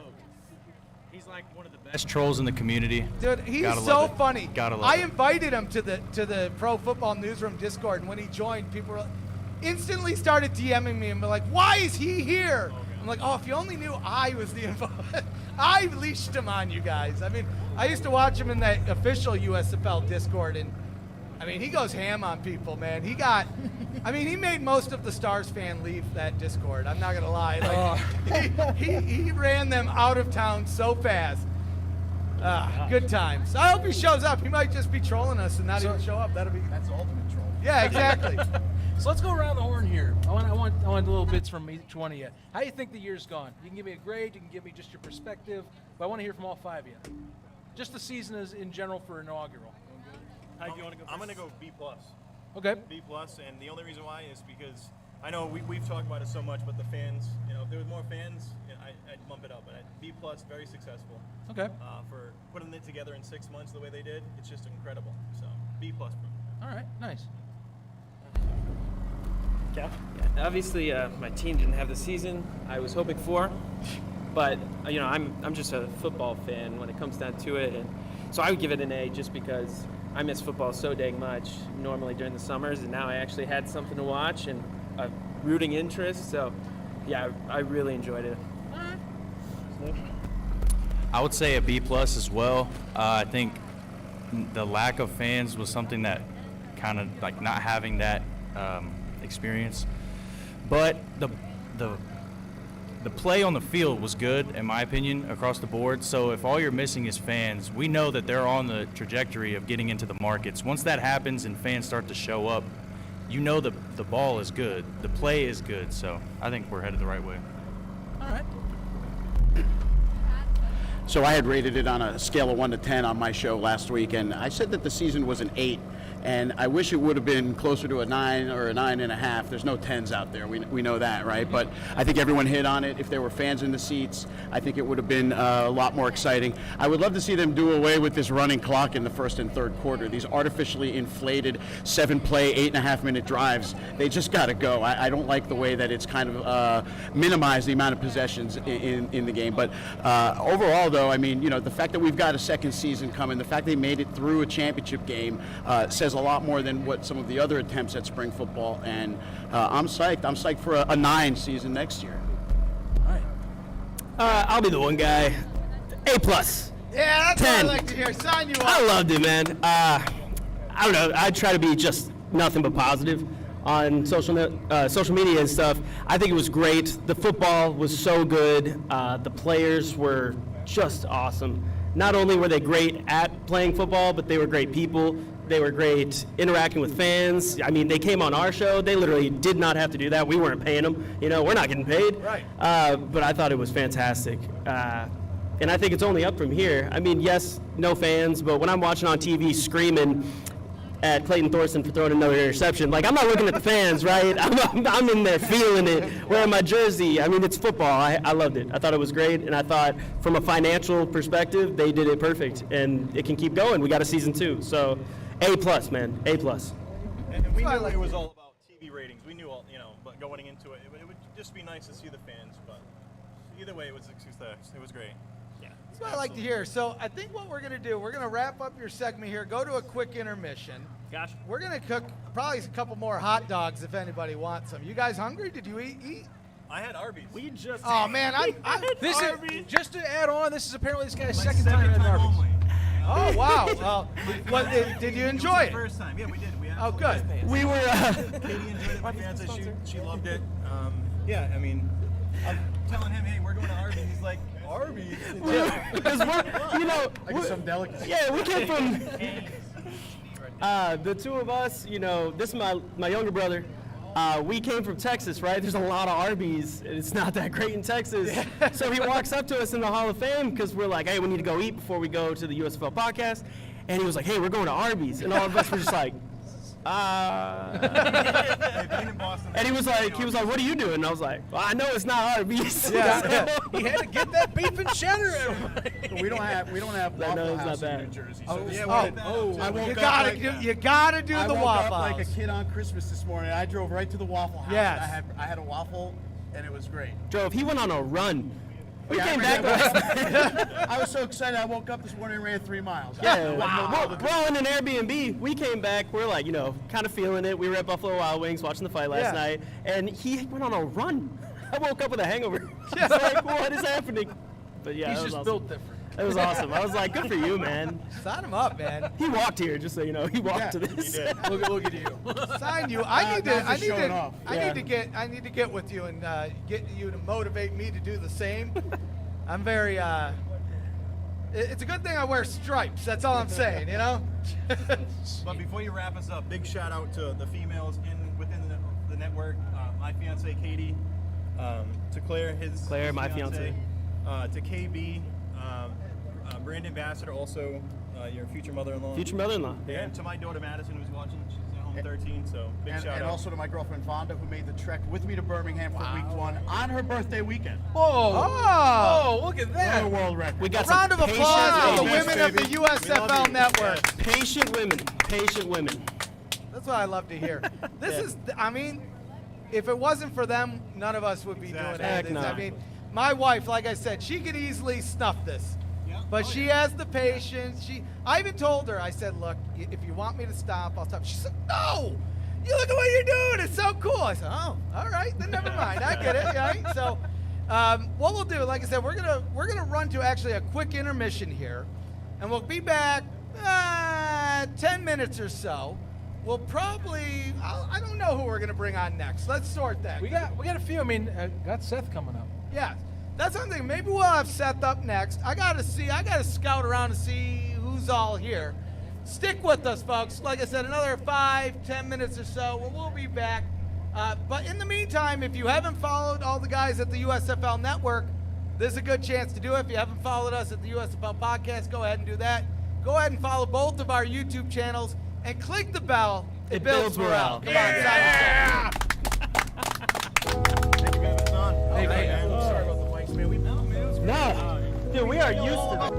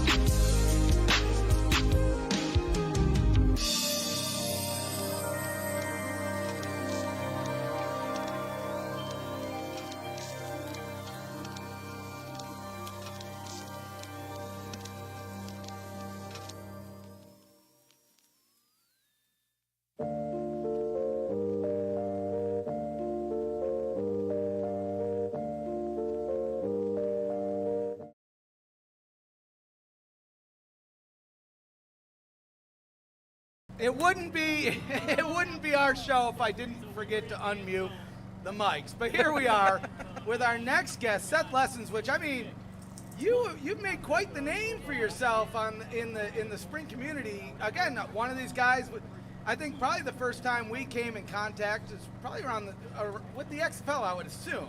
I mean, I've been covering some sort of alt football for a while. By the way, before we get started, can I just say they told me this was going to be Howard Stern. But it's fine, I'm here. But no, I've been covering spring football now for I don't even know how long. I started covering sports. Actually, I've been a sports fan all my life. So probably goes all the way back to the XFL in 2001 for whatever was it MySpace at the time had, and right. Now so. But yeah, the Twitter stuff is all new because now we actually have viable spring leagues, right? Right, I know. Well, yeah, it's crazy. We have social media to go along with viable spring leagues now. I mean, the XFL, if the illness that shall not be named hadn't happened, that would be run along nicely. But since then, we've seen the spring league, which was fun. It was just a fun little filler until we got something else. Now we have the USFL full season. One thing that, I mean, you're probably most well known for online is your football collection. I have a problem. I don't know if it's a problem. Some people might say it's a problem. Some people would say it's a blessing. How many? I asked you this yesterday, but I forget the number. How many total footballs do you have? Because you have the breakdown. Man, I got to hear this. Okay, I have 42 footballs. Hopefully 43 with who I just met. I'm gonna give you, dear USFL, Robert Gottlieb, if you're watching. This is okay. All right. This is a little better. Shameless plug. But hopefully 43 after today's game. But basically I have 42 footballs right now, spanning 27 different football leagues from around North America. Most of them are North American. I've got a European League of Football, which is obviously not North American. But everything else is North American. Now, does that count the football that you bought yesterday at the Pro Football Hall of Fame shop? No, that actually, I forgot about that one. No, that one is not included in this one that I purchased. Don't tell my family because they have to know by now. If you're going someone that's selling footballs, you're buying it. So the funny thing is, my sister has a thing about plants, so she collects plants. She gives me a lot of crap for the football collection. I give her crap for the plants collection. So when she finds out I got this football, she's never going to let me hear the end of it. The good news is I don't answer to her. So there you go. That's the good news. Man, like I said, I always like following your channel, at least your socials, just for that, the obscure stuff. Like, I mean, the intricacies of the USFL, the original football, that one alone, I'm like, I didn't know, like 83 through 85. Who would have thought? Or the experimental 86 ball, as well. Yeah, I have footballs from pretty much every season. I don't have any of the collectible balls, the what they call the white panel footballs, the ones that you might have seen. But I mean, I've even got what's the word I'm looking for here? The fabled 1986 ball that nobody knew existed. And it actually is a funny story because it ties into the USFL, this USFL, if you want to hear it real quick. You guys want to hear a quick story? Yeah, absolutely. Okay. Please. So I saw the announcement, when Doug Flutie was on saying the USFL is coming back. Sorry, new USFL. The new USFL. Sorry. Biting my tongue really hard right now. Yeah, marketing. I love you. Peace out. Anyway, so the story was that he came on TV, said the USFL is back. Behind him, I have this problem. I just look at footballs. Behind him was this Rawlings football. I sent him a tweet. I was like, if you ever want to sell it, let me know. Found out it went to auction, bid on it, lost it. Then it went to some guy who then just sold it to me. Of course, he made probably a tidy profit on it. But you know what? I'm willing to pay for it. And it's now sitting in my collection at the real Pro Football Hall of Fame, not the one here in Canton, the one in Gaithersburg, Maryland. There you go. So, wow. Yeah. So I have footballs from every league you could possibly imagine. That's awesome. Stuff you probably never heard of. You got a favorite one out of that collection that maybe you come the most out of getting? The USFL Rawlings football is my number one football. But I have a 1968 game-used Continental Football League football, which... I remember when you got that. Yeah, that's one that I got. Somebody mislisted it. They usually go for $2,000, $5,000. Picked it up for $48. Wow. And it's sitting in my collection. I'm proud of that. I've got game-used XFL ball somewhere. Don't know where the heck that went. But, I mean, I love them all, except for that one. We won't mention his name. I'm just kidding. But I got a lot. I got a lot of footballs. So Unreal.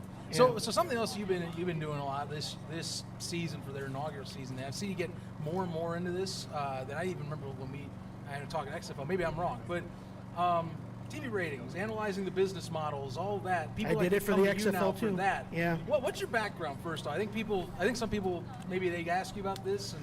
Well, you know, depends on who you talk to. There's one guy, I will not mention names, but you know who you are, young man, who is 20 years old and thinks I don't know anything. And despite the fact that I've been doing this business for about 16 years, I have an advertising background. I was an advertising executive. I won't mention company names. Fair enough. I have a lot of colleagues that did that. There are a couple companies I will mention. I did, some partnership stuff. Well, I probably shouldn't mention this company now that I think about it. So no, I'm not going to mention it, but it's a company that you will appreciate. 100%. he works for Brand X. That's all you need to know. Currently, I work for a software company doing client success. I understand. My job is to run numbers and understand, big data like this and see where, look at it and understand the trend. So, so naturally, I don't know what I'm talking about if you talk to certain people on Twitter. All right.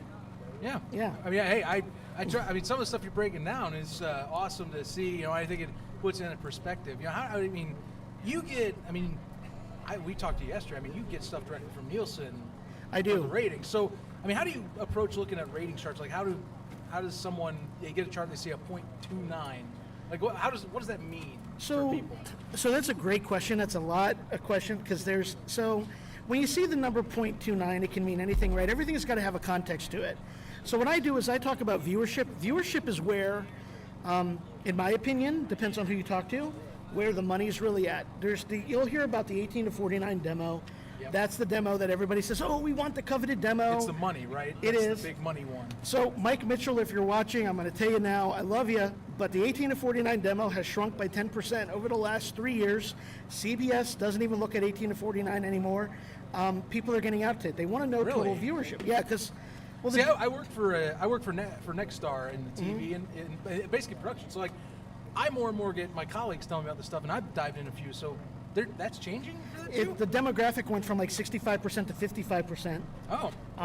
And that's the last. I think that was from March of 2022. Okay, I mean that's pretty close. Then, It is pretty recent. So, but again, this is what I do. I look at this stuff and I'm like, okay, where's it going, right? So, is 18 to 49 coveted? Well, it may not be. Depends on who you talk to. I mean, Fox may look at 18 to 49 and go, oh my God, this is great. Me, I'm looking at total viewership because what I'm looking at is how many eyeballs, because to me, if you're selling into the CPM model, which is what advertising used to be anyway, CPM cost per thousands, M is the Roman numeral for thousands, you want to know how many thousands of viewers are going to be watching your show, not necessarily just the 18 to 49, because old people spend too, TV networks. Yeah. The 0.26 that you're talking about probably is more closer to share, right? So share. Yeah, I think because I've seen, I also think local market ratings. We were recently, I don't remember who this is, but it's a gentleman out of, I assume, Milwaukee, who's been showing Milwaukee local numbers. Yeah. And they're going, Milwaukee's sitting at 0.4. They've hit a 0.3 in this last game. I'm like, hey, great, I want more demo stuff, but. Yeah. So what that is, so to clarify what that is so everybody understands, because I'm going to bore you to tears with this stuff. Trust me, this is why, never mind. Anyway, the share that they're talking about is a percentage. 0.3% of, 0.3, it's not 0.3%, it's 0.3 of a given market, right? So every market's called a designated market area. There's a given population, number of TV sets. Nielsen says, for example, New York probably's got 7 million sets. I don't know what St. Louis has, maybe 240, don't quote me on that, but the idea here is when they talk about share, that percentage of television viewers watching that small 3-hour window of the USFL on TV, and that's kind of important to understand. It determines market. Can I just quickly say, a lot of times it gets misconstrued. People look at this stuff and they're like, that's a high number, 0.26 versus 0.01. Well, sure. What is 0.01 in New York versus 0.26 in Milwaukee? See, right? That's something I think I know you pointed that out to us, I think, recently, was, you know, you got to also consider the population size Exactly. to hit that set point. Yeah. You know? So that to me is, I put that in perspective. Again, like I said, working in TV production, you always get the business side of it. So like my whole angle this last year with ratings, I saw them with the XFL. I went, okay, that's great numbers. I did a fan. This year it's more like I'm trying to encompass that angle, so I don't have to go maddeningly grabbing my hair about worrying about the business 24/7 while I'm trying to enjoy the football that's on screen. You know? Yeah, it can be one of those things where you can overanalyze it to death. But if it makes you feel any better, my opinion on the ratings, they're great. That's good. I mean, let's look at it this way: hockey gets $1 billion a year in advertising revenue, or not advertising revenue. I'm sorry, media rights. I'm sorry. There you go, media rights. And yet, I mean, the USFL first-round playoffs beat them by a couple 100,000, right? You take a look at Major League Soccer, which just got a $250 million a year deal, and they barely hit 300K, per game on average on broadcast, and yet they get $250 million from Apple. So my basis of comparison is, okay, if MLS can get that, why can't a USFL, or I'll be equal opportunity, an XFL? Maybe not an MLFB, but you guys got a lot of work to do over there. But why can't they get that kind of TV revenue? That's where I'm coming from. Well, and I think that's the best part of your analysis. When you're going through these numbers, you're not just saying, here are the numbers for this week.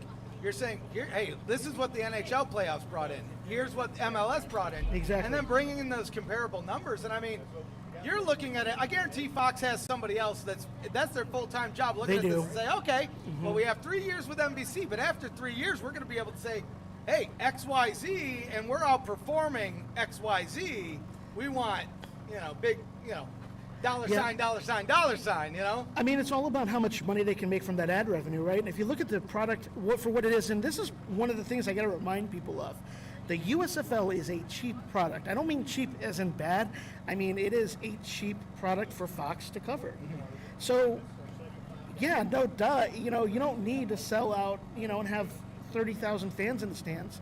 I was talking with a reporter last night on Twitter who, I'm gonna call him out here publicly. I'm not gonna mention his name, but I'll just say this. The dumbest comment I ever read in my life on Twitter was, you gotta sell out the stadium in order to get a good product on TV. Well, no, right? Everything's relative. Because, Fox, I'm sure Fox wants more viewers, right? But let's be honest. If you're only spending $35 million a year and you're making that up in television ad space, who cares? You made a profit. They're not going to shut the whole thing down simply because, they didn't get 2 million viewers. That's and what is 2 million viewers anyway, right? I mean, that's the other question. For us, the way I look at it is this. I'm gonna say this about us. I think we're crazies. I call us crazy. I agree with you, by the way. Yeah. Fair So I'm just throwing this out there. Apple, Nintendo, any other company that wants to advertise, you got a market that's very loyal, very passionate. This is the kind of market I'm going to spend money on, as opposed to, say the Super Bowl where you're going to reach 70 million, but you may not necessarily get that kind of penetration you want. Right? So again, it's all relative. Well, tell you one thing that was a nice positive sign. We talk about ad revenue and all that, is hearing that over half the inventory is already sold for next year. Yeah. And we haven't even finished this season. And the fact is, remember, folks, this conversation revolves around the fact that a TV company owns the league. So there's no middleman. The money goes right into your pocket as soon as you spend that. As soon as you get an ad on board, whether it's a trick of putting it in with a Super Bowl package or a NFL package or whatever, that money comes to you instantly. That's right. Well, and here's something else to mention too, because the whole time we've been in Canton, Ohio, I've had Fox Sports 1 running. Fox has just no cost content that they can just run whenever they want. Hey, 11 at night, now we don't have to pay the monster truck pull. We can just put on another USFL game or United by Football or whatever you want. Well, that's it. You own the product, right? So you control the means of production. And what's great about that, from the standpoint of a business model, is you literally have content that you can fill FS1 with. We were talking about, I was talking with somebody earlier, I can't remember who it was, but about the USA and FS1 ratings, right? NBC controls USA. They're probably paying nothing for the product, really. It's probably a production deal. But they're definitely, you're talking about FS1, that's 300,000 viewers that would not have been watching FS1 at that time anyway. I mean, come on, FS1's probably going, okay, this is great. And if you look at baseball in FS1, it scores roughly the same. I mean, you can certainly do better, don't get me wrong, but it's not about doing better. It's where you are now. Well, it's partly about doing better. Yeah, you want to do better, but you got it now. You got 92 ad spots. I don't know if I ever told you this. There's 92 ad inventory spots. If you sell those 92 ad inventory spots, even on cable at 15,000, you're probably going to break even on production. You're going to be in really good shape. You're going to continue this thing. It's a no-brainer. Mm-hmm. As long as you keep, I mean, the thing is that I've noticed with advertisers, if you can prove the ratings are there, you can then justify giving a little higher up of a fee for those spots. And here's something, I feel in such a weird spot with like last 3+ years. The AAF had hit off with a bang, and it went under. Yeah. But like I think and then of course the XFL hit off with those bang. Credit different circumstances. But I think the first time I heard the phrase football fatigue came up this year with this league. Yeah. Which makes me wonder, it's like, do we get over that this time if we go a second season? Maybe the fatigue kind of comes a little off. So I talked to a Fox exec earlier this year, and I was very clear. I said, look, you got to give people confidence going into year 2 that this is going to happen, because nobody has faith this is even going to make it to the championship game. Right. No one has faith it's going to make it to year 2.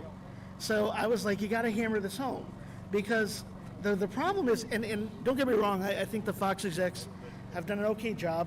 There's a couple areas where I can, I'll give them feedback on and say, the ways to make improvement.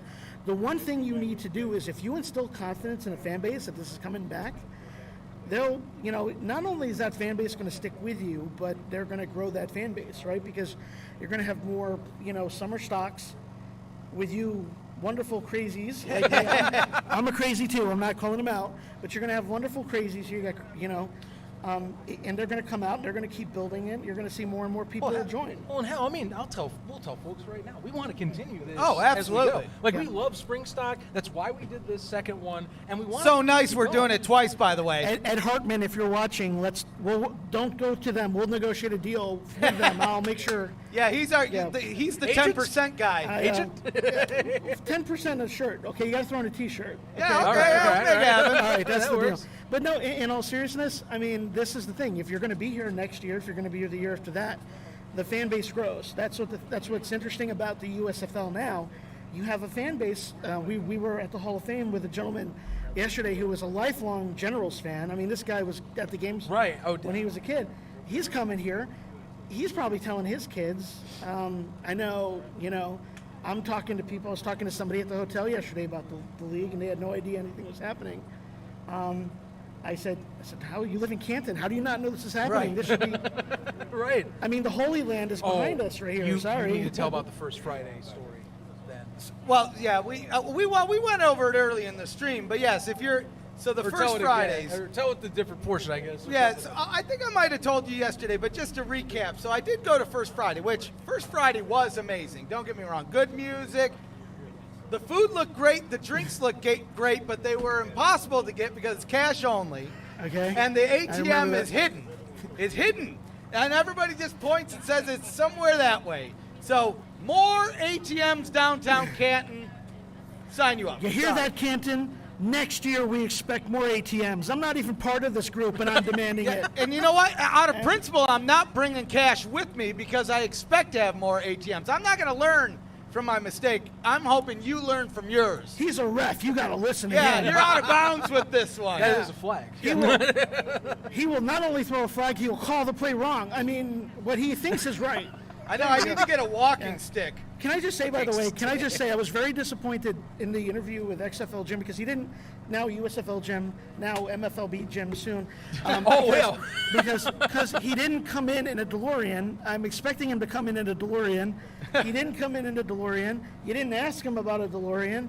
That man is clearly not from here. He's from the past. You know what? This is. I actually want him to come back up here one more time if I can, because what MLFB Jim to me is a stockbroker. It's a dude in a suit. It's a crypto stockbroker, though. How many shares can I buy for this? I can't even get my penny. I don't have any change. Oh my God, I'm a ref now. I don't have any cash.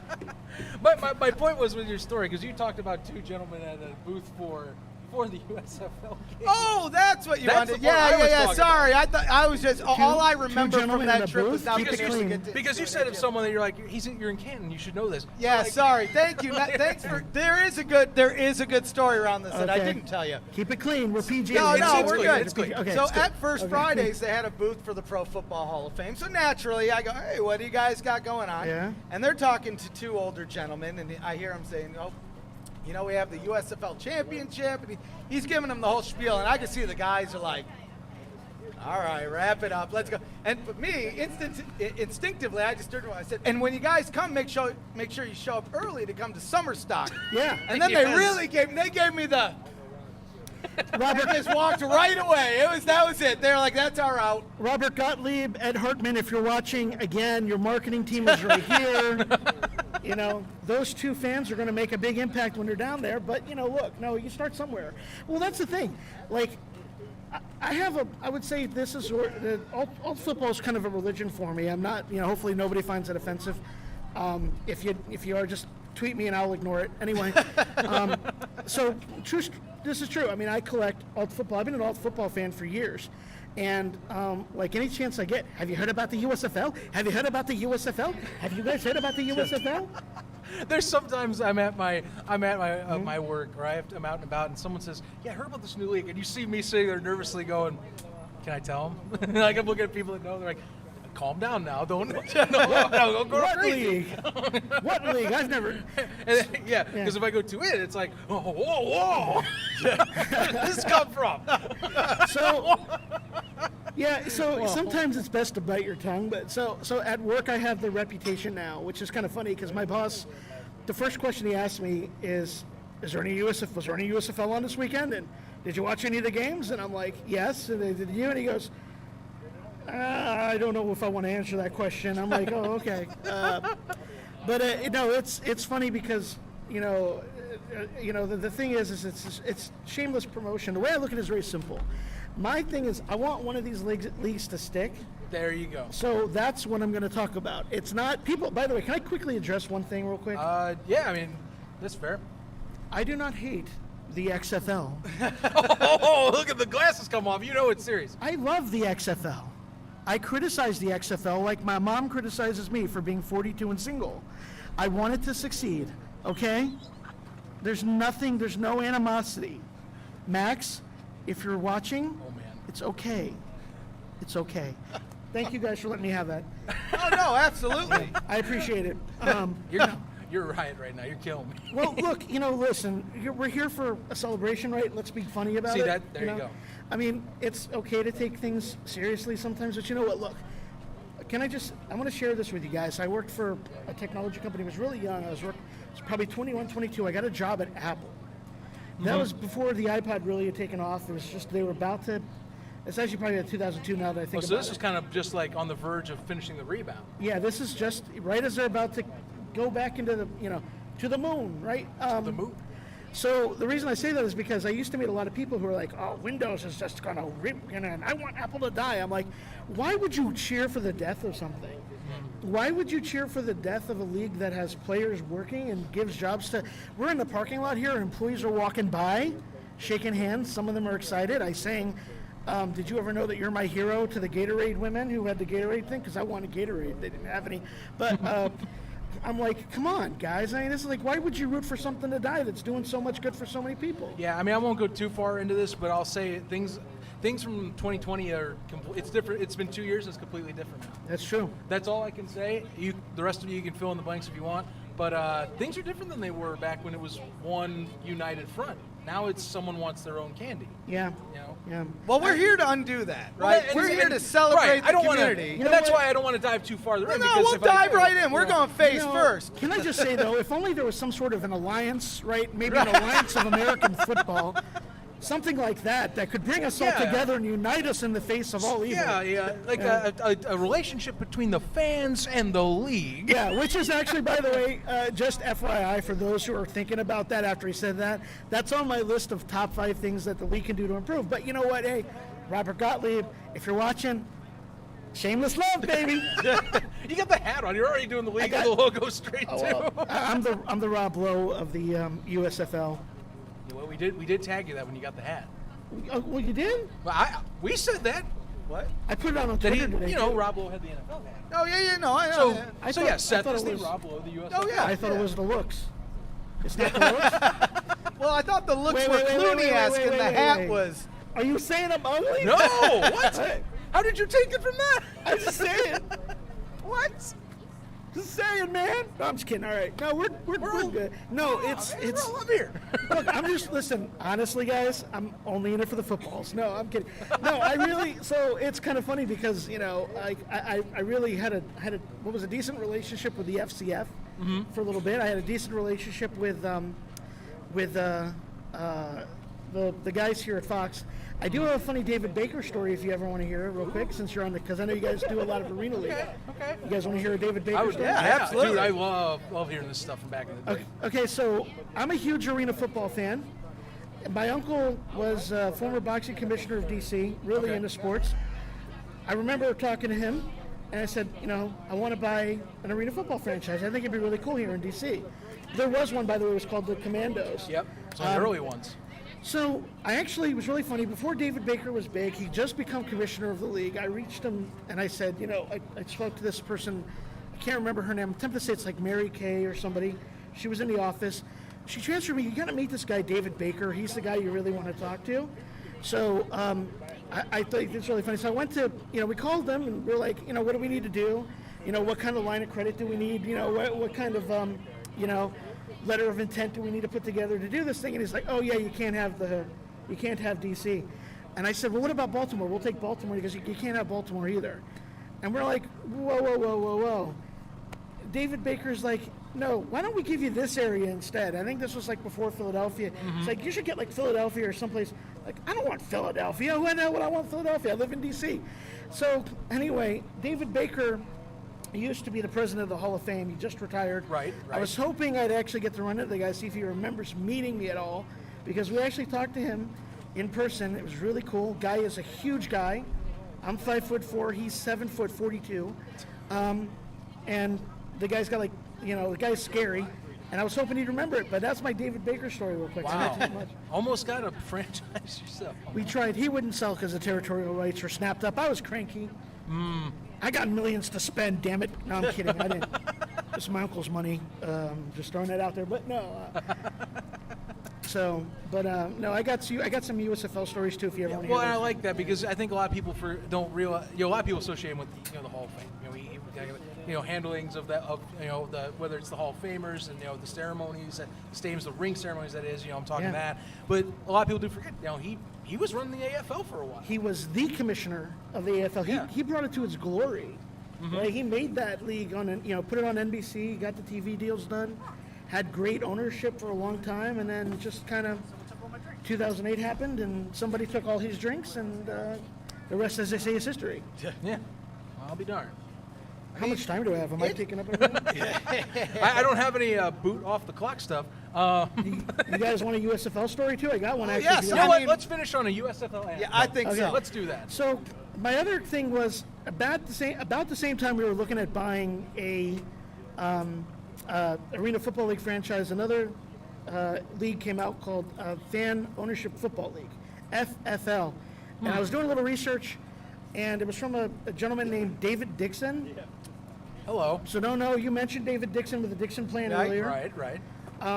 So I called him up. I spoke to his son, talked to David, got some insight.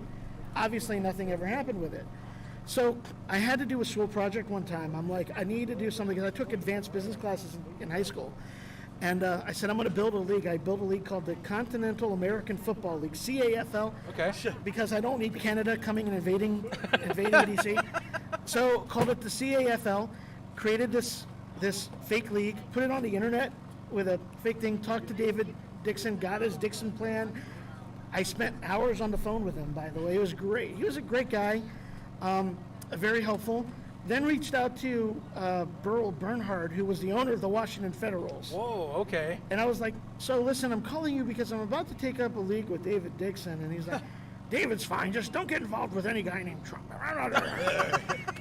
Anyway, because Burl Bernhard, I think he's still around today. He lives in D.C. He's a lawyer there, has a yacht somewhere, probably sailing right now. It was like, just be careful what you do here, but don't give him any real money. Just, make sure. And I was like, it was a great experience. I came back to Dave and I said, this is what Burl Bernhard said about you. And he goes, you never listen to the crotchety old lawyers. Poor David too. I mean, he barely got to even watch his own project. They killed his project.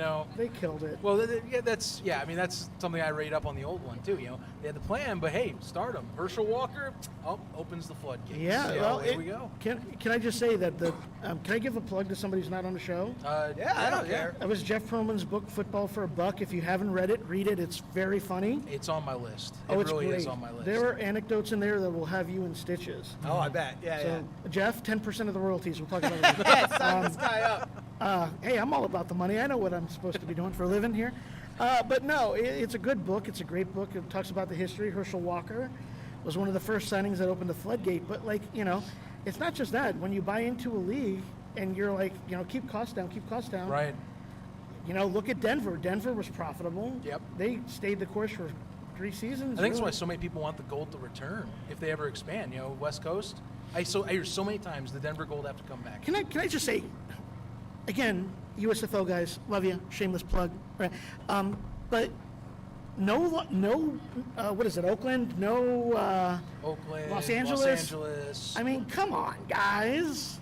It's a top 3 DMA. You're not going to get. You got to have room to grow. Well, it's true. It's true. I'd be shocked if and when they're around that they don't go to Los Angeles, especially with the Fox Sports located in LA. You got to have a team in LA. I know, and it's funny because the relationship with Spring Leagues with LA, it's like you don't need the market, but then you go, the TV companies still want those markets. Well, remember, right? 1% of how many people in LA is still a lot more people than 2.4% in St. Louis. Sorry, St. Louis, I love you, but that's I real. just call it a status city. That's what it is. You have it there, it's there, and it means you're bigger. Well, do you know why they TV used to prefer major markets? You can go ahead. Because you have a larger population sample size. When you're in, a couple things. Larger population sample, more diverse population sample, and in addition, you get, again, even a fraction of the viewership is still a higher percentage than a lot of the markets. So when I see somebody saying San Antonio is going to do great, well, yeah, sure, San Antonio is a football market, but how many people do they have? Right. 300,000 TVs versus 7 million in New York? I mean, come on. I mean, what would you do? I'll give you a bank account with $20, or I'll give you a bank account with 7 million. Yeah, absolutely. It's the hard. I mean, that's the debate we're all in. And credit. I mean, at least they got the New York market to start. That's right. When that goes there. I mean, heck, that could be next year with the hub system. I have a question for Jersey fans. Is it Jersey or New York? Do you count it as New? Is Jersey part of New York? We had Angelo here a bit ago that he's not. He could answer that question if he's still there. Where is he? I don't think he is. I think they moved on. Yeah, they may have. That would have been the guy you have come by and ask. It's like, so they used to call it the New York, New Jersey Generals. It wasn't the New Jersey. It was the New York, New Jersey Generals. And then you have in the original XFL, New York, New Jersey Hitmen. That's right. Right? Because New Jersey and New York are 2 totally fundamentally different states. Oh yeah. Just ask the people who work at the gas stations. So, yeah, absolutely. Where's the hand pumping? The hand pumping. Yes, thank you for bringing that up. You know what really grinds my gears, people? No, I'm just kidding. I don't want to be a hog here. If you got another guest, I'll get off. Seth, I don't know. I thank you. I appreciate it. Yeah, Seth Lessons, everyone. Sign him up. Thanks for joining us. Honestly, it's just super cool to meet you in person. Like I said, we've probably spoken online, at least through, not DMs, but he says that now. Give him a year. We'll figure out what happens in a year. He'll be like, that son of a... That guy, why did I ever let him on this show? I will say this. He's a lot more classier in person than he is online. Zach is the same, if I can just say. Consistency, all right. You know what it is? Zach posts something intelligent. I'm sitting there, I'm going, you know what? I'm going to comment on that. And it's not going to, he doesn't zing it. He doesn't, if he wants an opinion, that's great. Wants to give his opinion. But he posts, sensible stuff. And I'm sitting there going, that's the kind of Twitter follower we need. So good for you, buddy. Well, thank you. Good for you. Thank you very much. Yeah, there we go. There's some respect there. The ref, I'm still getting used to. He's not. There's only one ref. My wife had to get used to it. Most people that meet me, it takes about a week to get used to. I feel bad for Zach at SpringStock because I mean, he knew me online from doing the show, but That was our like, first time I'm a meeting up, whirlwind so- in real life. Like, I get there, I'm like, where's the court? You guys saw it. Well, some of you guys saw it earlier. We had everything working, and then it stopped working. Then there's like 10 minutes where I'm like, why isn't this working? You know, and then I'm like, oh, it's working now. We're good. Yeah, well, you know. And this is not on TV, so we can say whatever the hell we want, right? To a certain extent, YouTube will be YouTube. Can I just say this, by the way? So I actually was telling somebody I was going to meet a guy who goes by the Ref, and the first question I got from a friend of mine was, one, is he married? And two, if he is married and gets a hug from his wife, do you call holding on that play every time? Because I'll allow it. Okay. You see what it is? He picks and chooses, just like a traditional ref. Yes. Before I go, I'm quit. I just want to get your picks. What are you guys picking? Oh no, he's doing it now. All right, I gotta put let you on Zach start because I might just pick doing the it opposite now. of him. You know, look, I'm going to be honest with you. I'm not only because I'm around people that I got to know very well in week 4. This is how you dodge the question, folks. I am, even though I'm a Michigan Panthers fan, I was a doctor and as a thoroughbred Stallions fan, Okay. part of the tailgate group. I'd feel wrong. I got to go Birmingham. It's manifest destiny at this point. Okay. They finish. I mean, look, you're 9-1. You're not just saying because there's a scary guy over there who can beat your butt, right? Look, and Okay. here's, you want me to go even farther? Okay, Here's how I'll go farther. Okay. And I think it's just, honestly, Birmingham's defense, I think, is what can be the kryptonite for Philadelphia, is how I look at it. If you can just take advantage of Philadelphia's below average offensive line play, on passing in particular. The thing, and also they don't have Matt Colburn or Darnell Holland. You got to pressure Case Cookers. You got to hit him often enough and keep him from not delivering a clean pass. On the opposite side, it's pretty simple to me. Make the best of a balanced offensive attack. Get not just Bo Scarborough. I love C.J. Marable. Get both of them going 50-50 on them. Throw up a little thunder and lightning to where you have the defense of the Stars confused. That gets Jamar Smith comfortable and get him in a rhythm quick. You can do all that. He knows what he's talking about. Yeah. You know, I really was hoping you would pick the Stars. But I'm going to make an argument for the Stars here because, seriously, Case Cookis is the lifeblood of that team. He is. He will take any hit, and he'll take it gladly, and he'll get up and take it again. He doesn't care what it takes. We saw him run 78 yards for his own touchdown earlier this season. He said it was the most athletic thing he's ever done. He said he'll probably never do it again. Well, today's the day. If he can run 88 yards and make it happen, I think they can get it done. Here's where it gets scary for the Stars, though.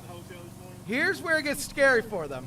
Their running game, right? That's a big blow. So I mean, from the Birmingham defense perspective, they should expect a lot of passes and a lot of quarterback running around doing their dipsy doos. So it's going to be tough for them. But if anybody can do it, it's Case Cookis. So can I give my pick? You guys ready for this? Yeah, of course. So at the end of the game, I expect this vehicle to say, "Cook us, roast us." They didn't cook us; they roasted us. No, actually, you know what? I'm going to tell you what my pick is. Are you ready for this? Yep. Here's my pick: New Orleans Breakers 2023 champion. That's my got pick. No. You Okay. cop out. All right, here we go. Here's the real pick. I think what's going to happen is, I kind of like the Stars in this. I'm going to go with the ref on this one, not because I think it's going to be close, but I think the thing about the Stallions, their offense has been inconsistent, and I'm a little concerned about that offense. And I think the Stars' defense is good enough to where it needs to be, especially with oh my God, I'm drawing a blank on that guy's name. Hold on. What was position? Do you got it? The guy who knocked the tooth out for Henny, Cody Brown, the dentist. Okay, so the dentist is going to be pulling teeth out there, right? He's just so good. You're gonna give him a nickname right now. I'm going to give him hey, Cody Brown, if you're watching, you're the dentist. We love you. That means you get a lot of money per year. Every dentist I know gets a lot of money. So you're going to be in 6 figures soon, my friend. But regarding the team, I think the Stars have got just sort of a well-rounded team. I think Cookis is going to, if he can line them up, I am a little concerned about that running game, as you said, the walking wounded there. But they got it back from Notre Dame this week, I think, off of... They did. Dexter, right? Is that who they brought in? Mm-hmm. Is that his name? I'm going to have to... Yeah, I should be more prepared on that. It's okay. I'm not a player guy. I just, I like the guys in the helmets. They do good. So, yeah, I'm going to go with the Stars. Sorry, guys. No. Sorry, Birmingham fans. Look, I think that here's the other angle. I always like seeing how they could win on the opposite side. Yeah. Too. And look, if you get Case Cook just enough time, he's going to take hits, but I think he's at this point, it's going to take like you're basically targeting, which don't do that, but no one. No. Nonetheless, look, he's tough as he'll hang in. You give him enough time. They have the receiving group to do it, I think. And quite frankly, the underdog mentality is a strong and quite a engaging presence for any team. You can rally behind the underdog aspect if you feel like you're that. And quite frankly, Philadelphia, they came into the playoffs, they were going against New Jersey. I think most people, I agree. Most people saw New Jersey, how they rattled off 9 in a row. We both did. And we said, yeah, General's going to walk away with this. We're going to get week 1 again. And they went behind them and said, you know what? F this. We're going to stop your run game. We're going to smack you in the mouth. And they did it. That's what they did in the last week. So I have a feeling that's what's going to happen this week because you're motivated now. I mean, you watch the New Jersey Generals take home all these awards. They went 9-1. All of a sudden, you got a chip on your shoulder. You're going to hit. Right. And that game, they were hitting hard. Oh, yeah. In fact, thick thighs saves lives. That shoulder pad, I guarantee you that pad was probably broken or something. Oh, man.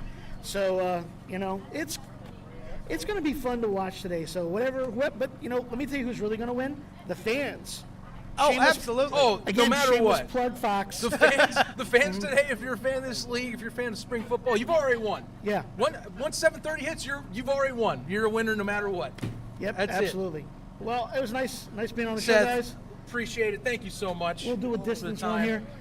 By the way, they're fun. If you ever go to the Hall of Fame with these guys, they were a lot of fun. They got all the knowledge, seriously. The ref, a little scary, a little intimidating. He's like, come on. They're going.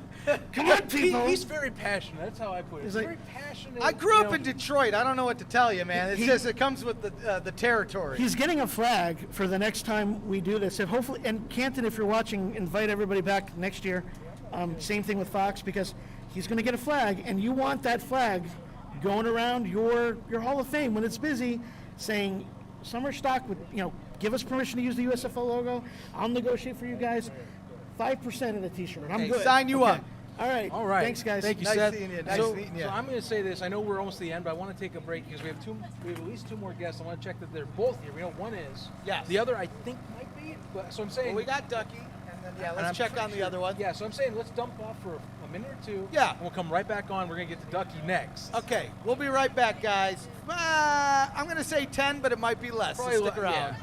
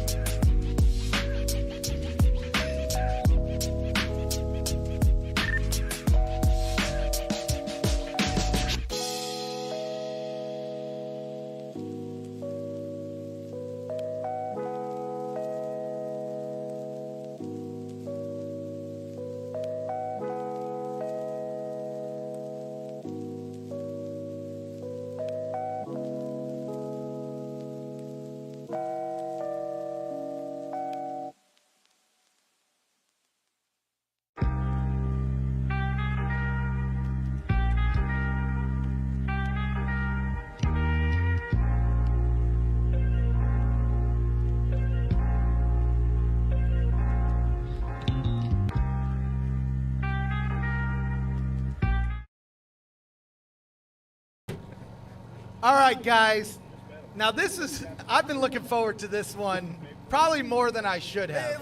I was kind of, I didn't know if we'd swing it, and I think we got it. But you may not know him by his face here, but this is the USFL Community legend, Ducky. And you can't just call him Ducky. It's USFL Community legend, Ducky. And I ran into you on the USFL Discord, and I swear to God, you don't sleep. You poke, you badger, you torture, but you do not sleep. You're single-handedly responsible, I think, for getting rid of all the Philadelphia Stars fans on the board. And I'm glad at least you took allegiance with Gamblers fans, especially being in the South, a Breakers fan you are. Yep. But how did you get, what made you even decide to go down this path? Honestly, I don't even know. I got on there, and everybody was like picking sides, and I'm like, all right, I'm picking the Breakers, and I'm like, the Breakers have to be the best. So I'm backing the Breakers all the way, but at the same time, I gotta let everybody else know who I am. So I'm like, the whole league's gonna hate me, but now they all love me. See, here's the thing. I think a lot of people, we take this almost too seriously at times. Oh, yeah. So, you yourself in these chats, I get a laugh every time you jump on because I'm like, it's not serious, but it definitely comes up like the overly, I'm in this. Yeah. I'm a homer. This is my thing. The dog, they got the dog in them. I'm always laughing at the dog. All the memes, yeah. Where are you getting that stuff? Honestly, I got that from a Gamblers fan whenever they're in the official Discord, and then I changed it up and I made it the USFL because it used to be Clayton Thorson, and I changed it to the USFL and Kyle Sloter. Okay. But if it's good, I'm going to steal it and make it mine. That's the whole fun of the internet. Now, I'm not going to say you stole it and made it yours. Zach, you know we have trading cards, right? We do. Now, I'm going to put this on camera in a second. But, Zach, you just check this out. Oh, look at this. Now, there are stats on the back that we're going to go through real quick. So, Zach, flip that bad boy over when you're done. So look at here. Well, no, we're going to put it on the fan cam in a second. Well, okay. I looked at the whole thing. So we Give have... me that again. Give me that again. I got to double check here. We're going to go through the stats here. Let me get the fan This is like cam. every internet trolling, internet like culture-y type of thing I could imagine. Height, 6'9". Weight, 420 pounds. Speed, yes. Awareness, always. Ego, huge. Overall, a 99. Quote, I love my fans and my haters. Now I gotta show this to the people online. Now this, I feel special because this is limited edition, 1 out of 10.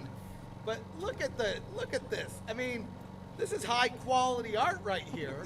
I mean, you probably paid like did you make these yourself? Oh, yeah. Me and my girlfriend did. And you did them all by hand? Yeah. Now that is amazing. One day, seriously, I told you this before, but you joke about being the USFL community legend, but you are willing it into reality. Well, what's funny is the chat already notices when they said Ducky, they're like, it's Duck. Yeah. It's the whole term "fake it till you make it" thing. Right. And I think I've made it. Okay, you're in our server in the USFL's official.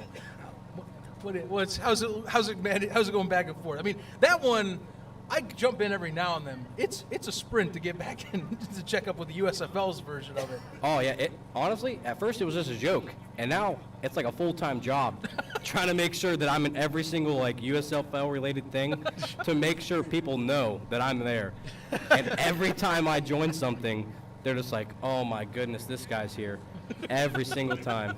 Well, that was my favorite part because I invited you to the newsroom Discord, and I instantly started getting. I get DM. I'm sorry for all the people that I'm not going to say who, but there's probably some in the chat right now that have DM'd me to ask why the hell you're here. He's outing himself right now. But I mean, you are like one of the funniest dudes on the internet. Again, I grew up a little trolly. I've settled down in my old age, so I mean, seeing somebody else like keep it going, I gotta love it because you don't go too far.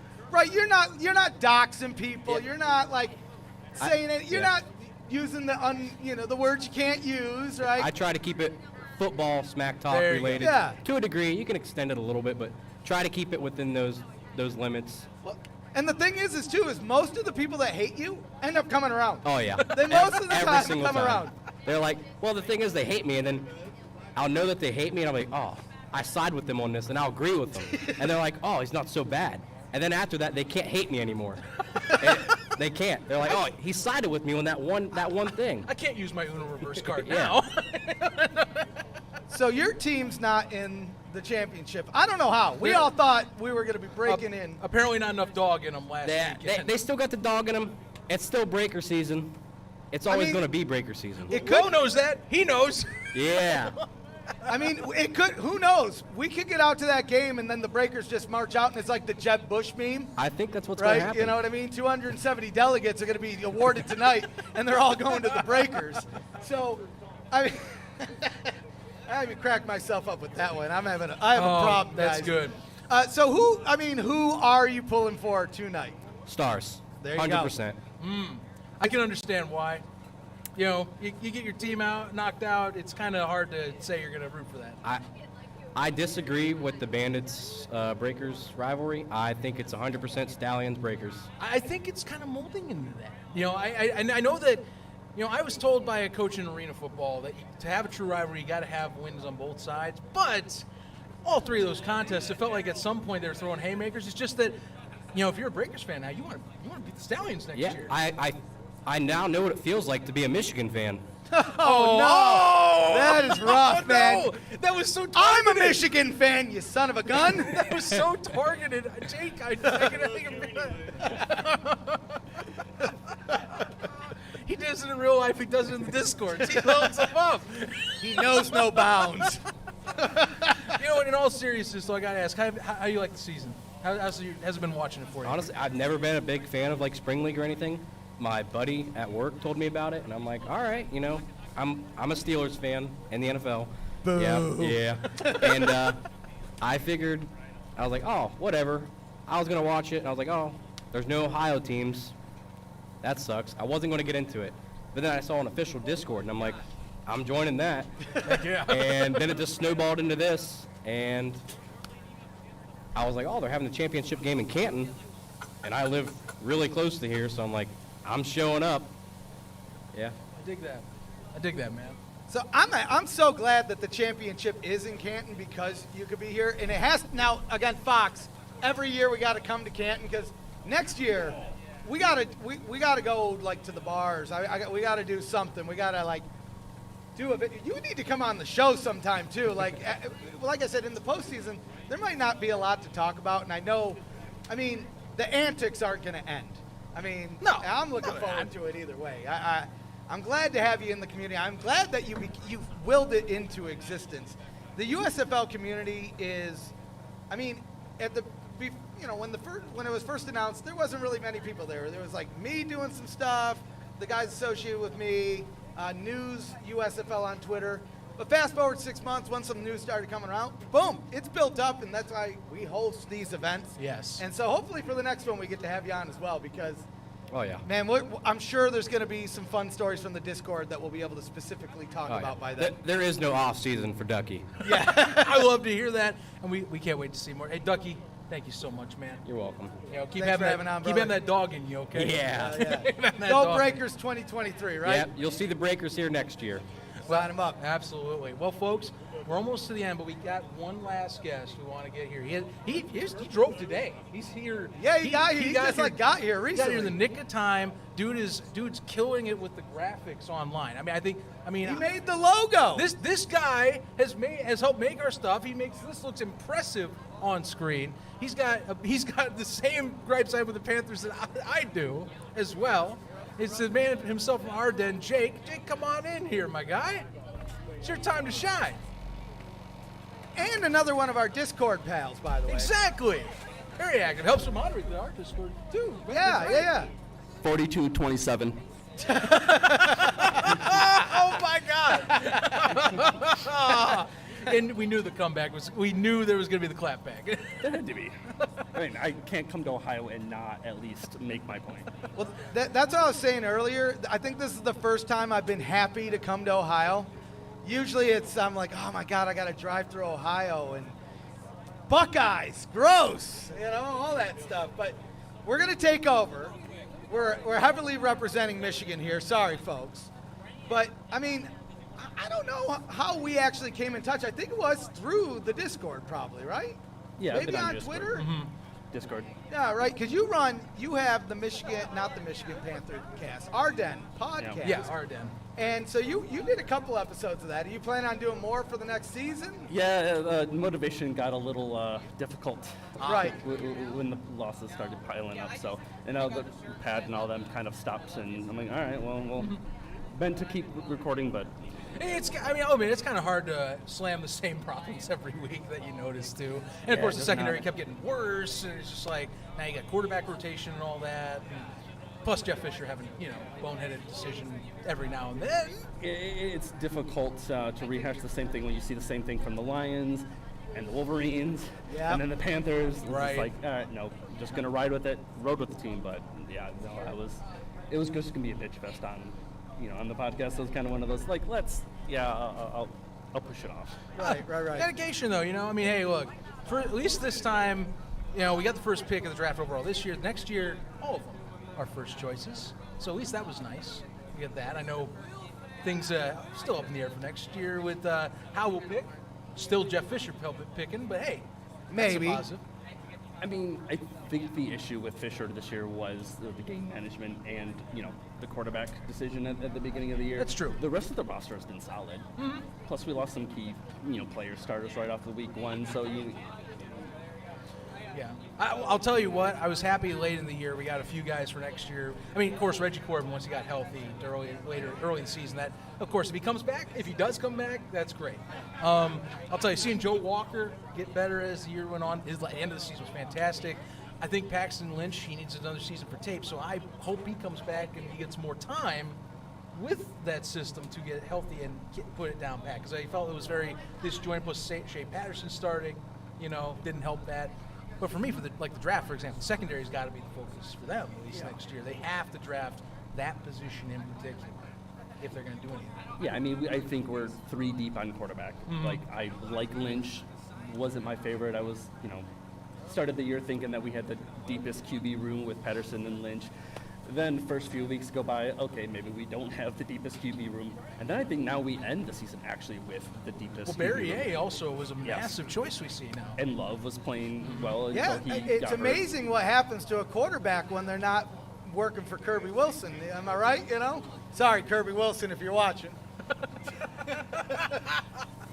Maybe he's not. Like, I heard rumors like that they were going to discuss whether he returned. I haven't heard anything about that, but if there's one coach to not return, it's going to be He needs to discuss Well, it at the and least. here's the It thing, does. though. In typical spring league fashion, you watch Kirby Wilson's going to come in and own the league 10-0, and then win the championship. That's just typical. Like, I wouldn't put it past it happening.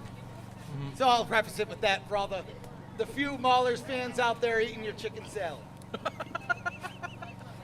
Jake, I got to ask you, because I find you as very much the best of middle ground. I see what they do well. I see what they aren't doing well. I want them to do this.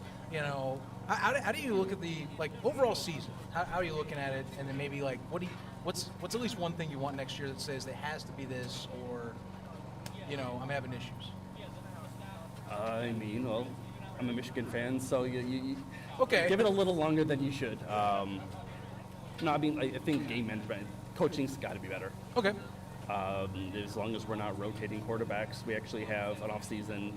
We're not going to have to make as many sacrifices on roster. I think that was part of the problem, like not having a kicker. If Carrizosa could have hit field goals in the beginning of the year, we could have won a couple games. Sure.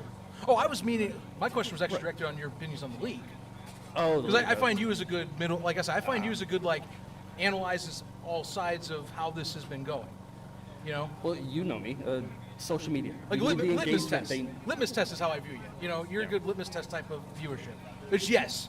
Your point on social. Social media. That's the biggest. That is the one thing that they need to. Like, I saw no real interaction with fans or with podcasts or anything like that. Like they just. I think a couple throughout the year got a couple likes or whatever. And not that I necessarily needed the validation from the league, but the fact that they had very little engagement, and that's the one thing that Fox does not seem to pick up on right now. and maybe they do, maybe they don't. Mm-hmm. But that's what they need to do. Like, if Right. they understand that attendance is part of the problem, and that gets fixed a little bit with the additional hub or hubs. But social media engagement, I think that's where they really have the most room to grow. I think that's where they can really supplant themselves, because even comparing it maybe unfairly to the XFL 2020, but it's beginning of the year, or a week before kickoff, the Battlehawks had 100,000 fans across all social media. They're Facebook, Instagram, Twitter.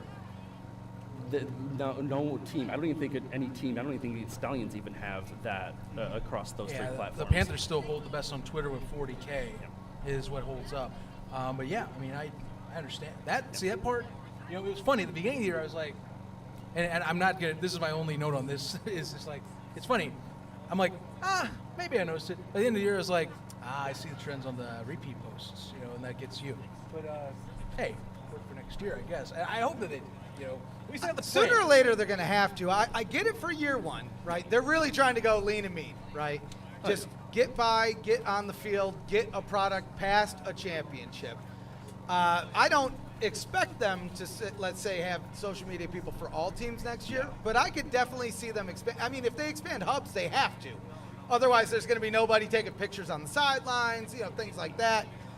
So at minimum, you're going to double the social media group.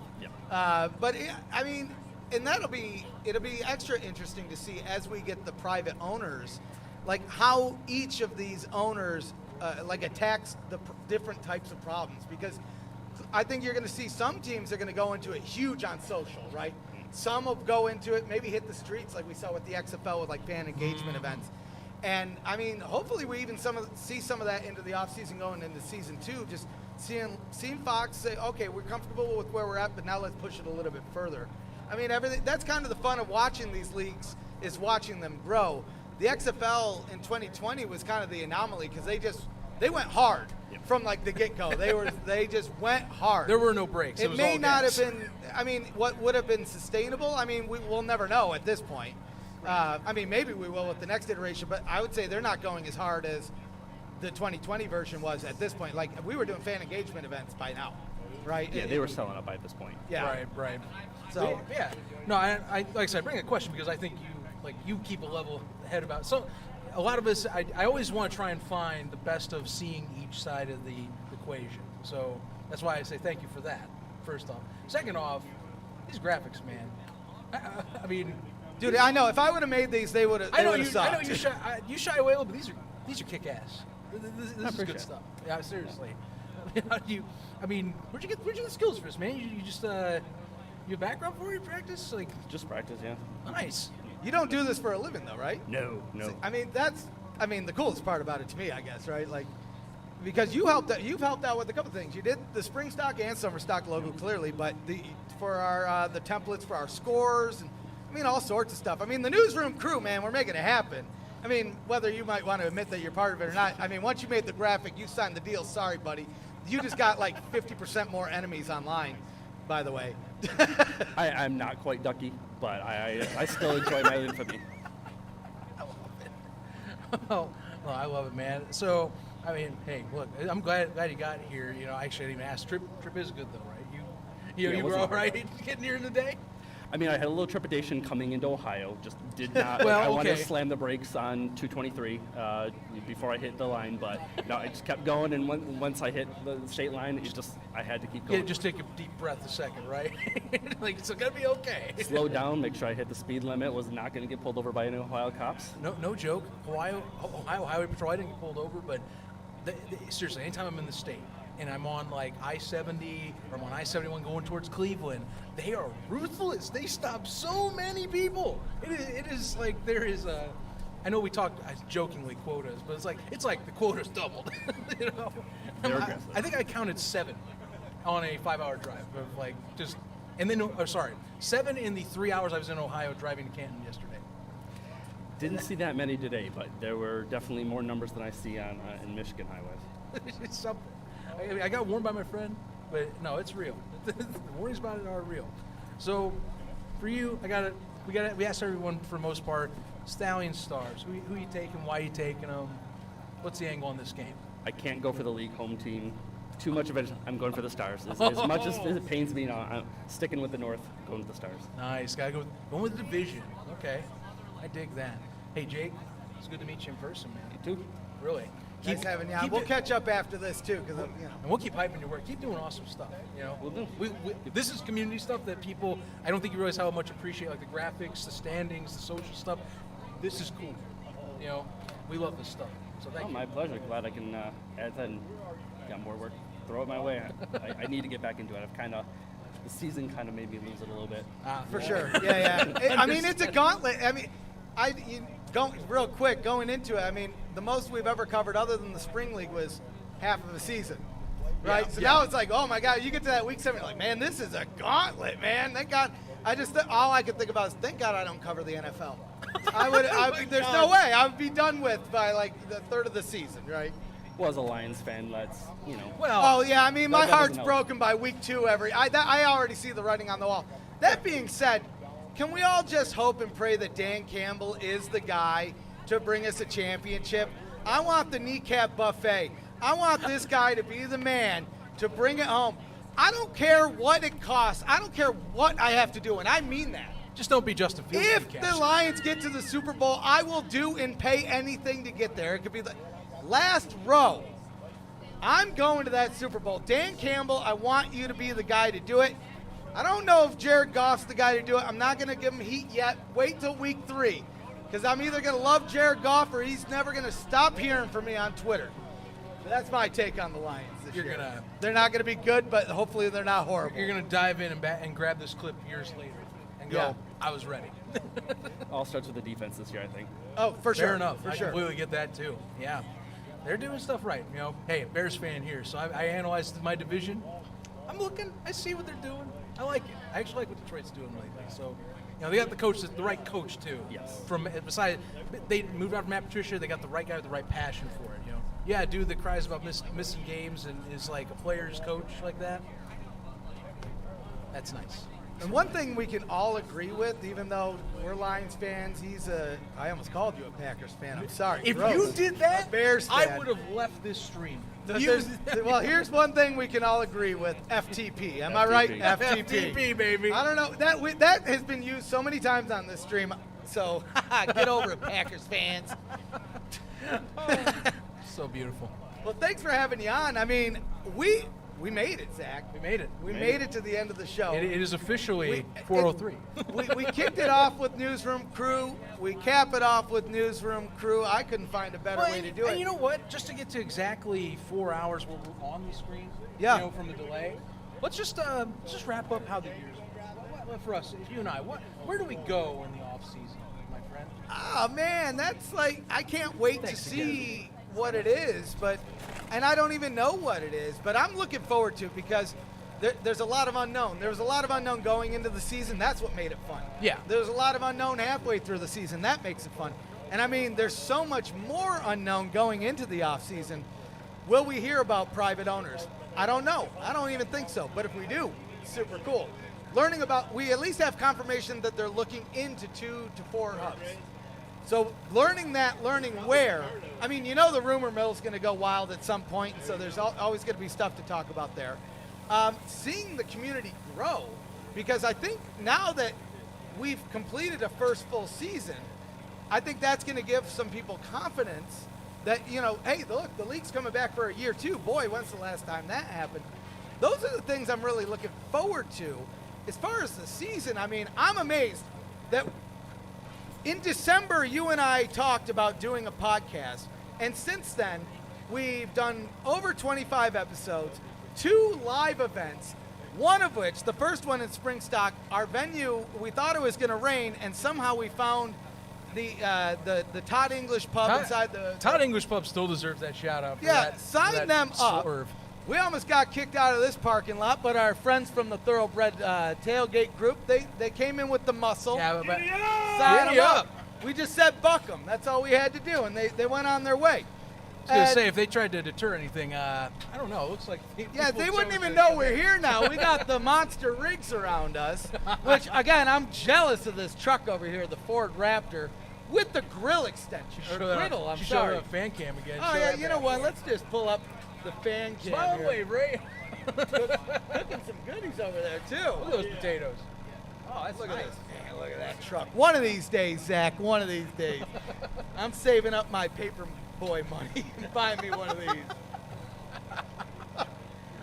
As we wrap this up, this off season and into next year, I look forward to see where we can go with this. And honestly, I mean, the exciting part of the off season, and sure, the championship's still tonight, so everyone's like, don't get ahead of yourself. I'm like, yes, I realize that. However, once we hit 7:30, it'll be roughly 3 hours, and we're going to be talking about, well, now we wait until this fall when we have a draft. Yeah. And I want to get to that. I want to be able to analyze the off season and be able to say, okay, who's coming back? And I think that's just a thrill ride to be on. The NFL, if you're a football fan, the NFL is NFL's football. Okay, you say the word, you know what the league is, and all the stuff with the NFL that we as Spring League fans don't get to enjoy, we can talk about that this time. Like we Spring League guys, we talk about survivability. The NFL, it's like, well, we get to talk about off-season transactions, and we get to talk about drafts. We talked about prospects. We talk about new and exciting beginnings of the year. I just finally get to say that. Oh yeah. I finally get to say all this stuff. I get to pay attention to finally. I'm with you there. There's going to be, so much to talk about, and that's, you brought up the big one too, is watching these guys move on to the NFL. That too. That is going to be so cool to watch and see. Like, again, I'm a Lions fan. I want some of these dudes. Darius Victor, put him on the Lions. Sign me up. We need a running game. He could be our Darren Sproles. You know what I mean? Like, bring in the little guy. Let's thick thighs save lives, man. Let's do it. So, good. Any last words? I'm surprised at how well we are on time here, but we do have to pack up and get ready because I want to have a little bit of fun with the community before we head into this game. My understanding is you and I, we have a ribeye or a New York strip steak saved for us. I'm feeling a little bit signed up on that, my friend. Yeah, that's what I'm understanding is waiting after this stream that we get to deal with. And you know what? I want to get a few more drinks. I want to talk and mingle with the folks that are here still. That's what's on my mind. So now we get to enjoy the day. Yeah. This is the. Not saying we didn't enjoy the stream at all. This has been fun, but we get to even add on to that as well. And we got to pack up, by the way. You can see the setup we have. Kind of got to put this away. Oh yeah. We got some work to do. It's been good. So I know we're still working at it, but I want to give you a shake hand. Hey. We made it. Good. We made it. We made it. One season, down, championship to go. Maybe we'll jump on Twitter Live after the game and just BS about it a little bit. So if you haven't, make sure you're following us at USFL Podcast, Facebook, Twitter, Instagram, as well as YouTube. And if you're on YouTube, which you are if you're watching this, make sure you click the bell. It builds morale. Get signed up. Let's have a good time. And until next time, sign you up and giddy up, my man. Giddy up. Woo! We did it, baby. Did it.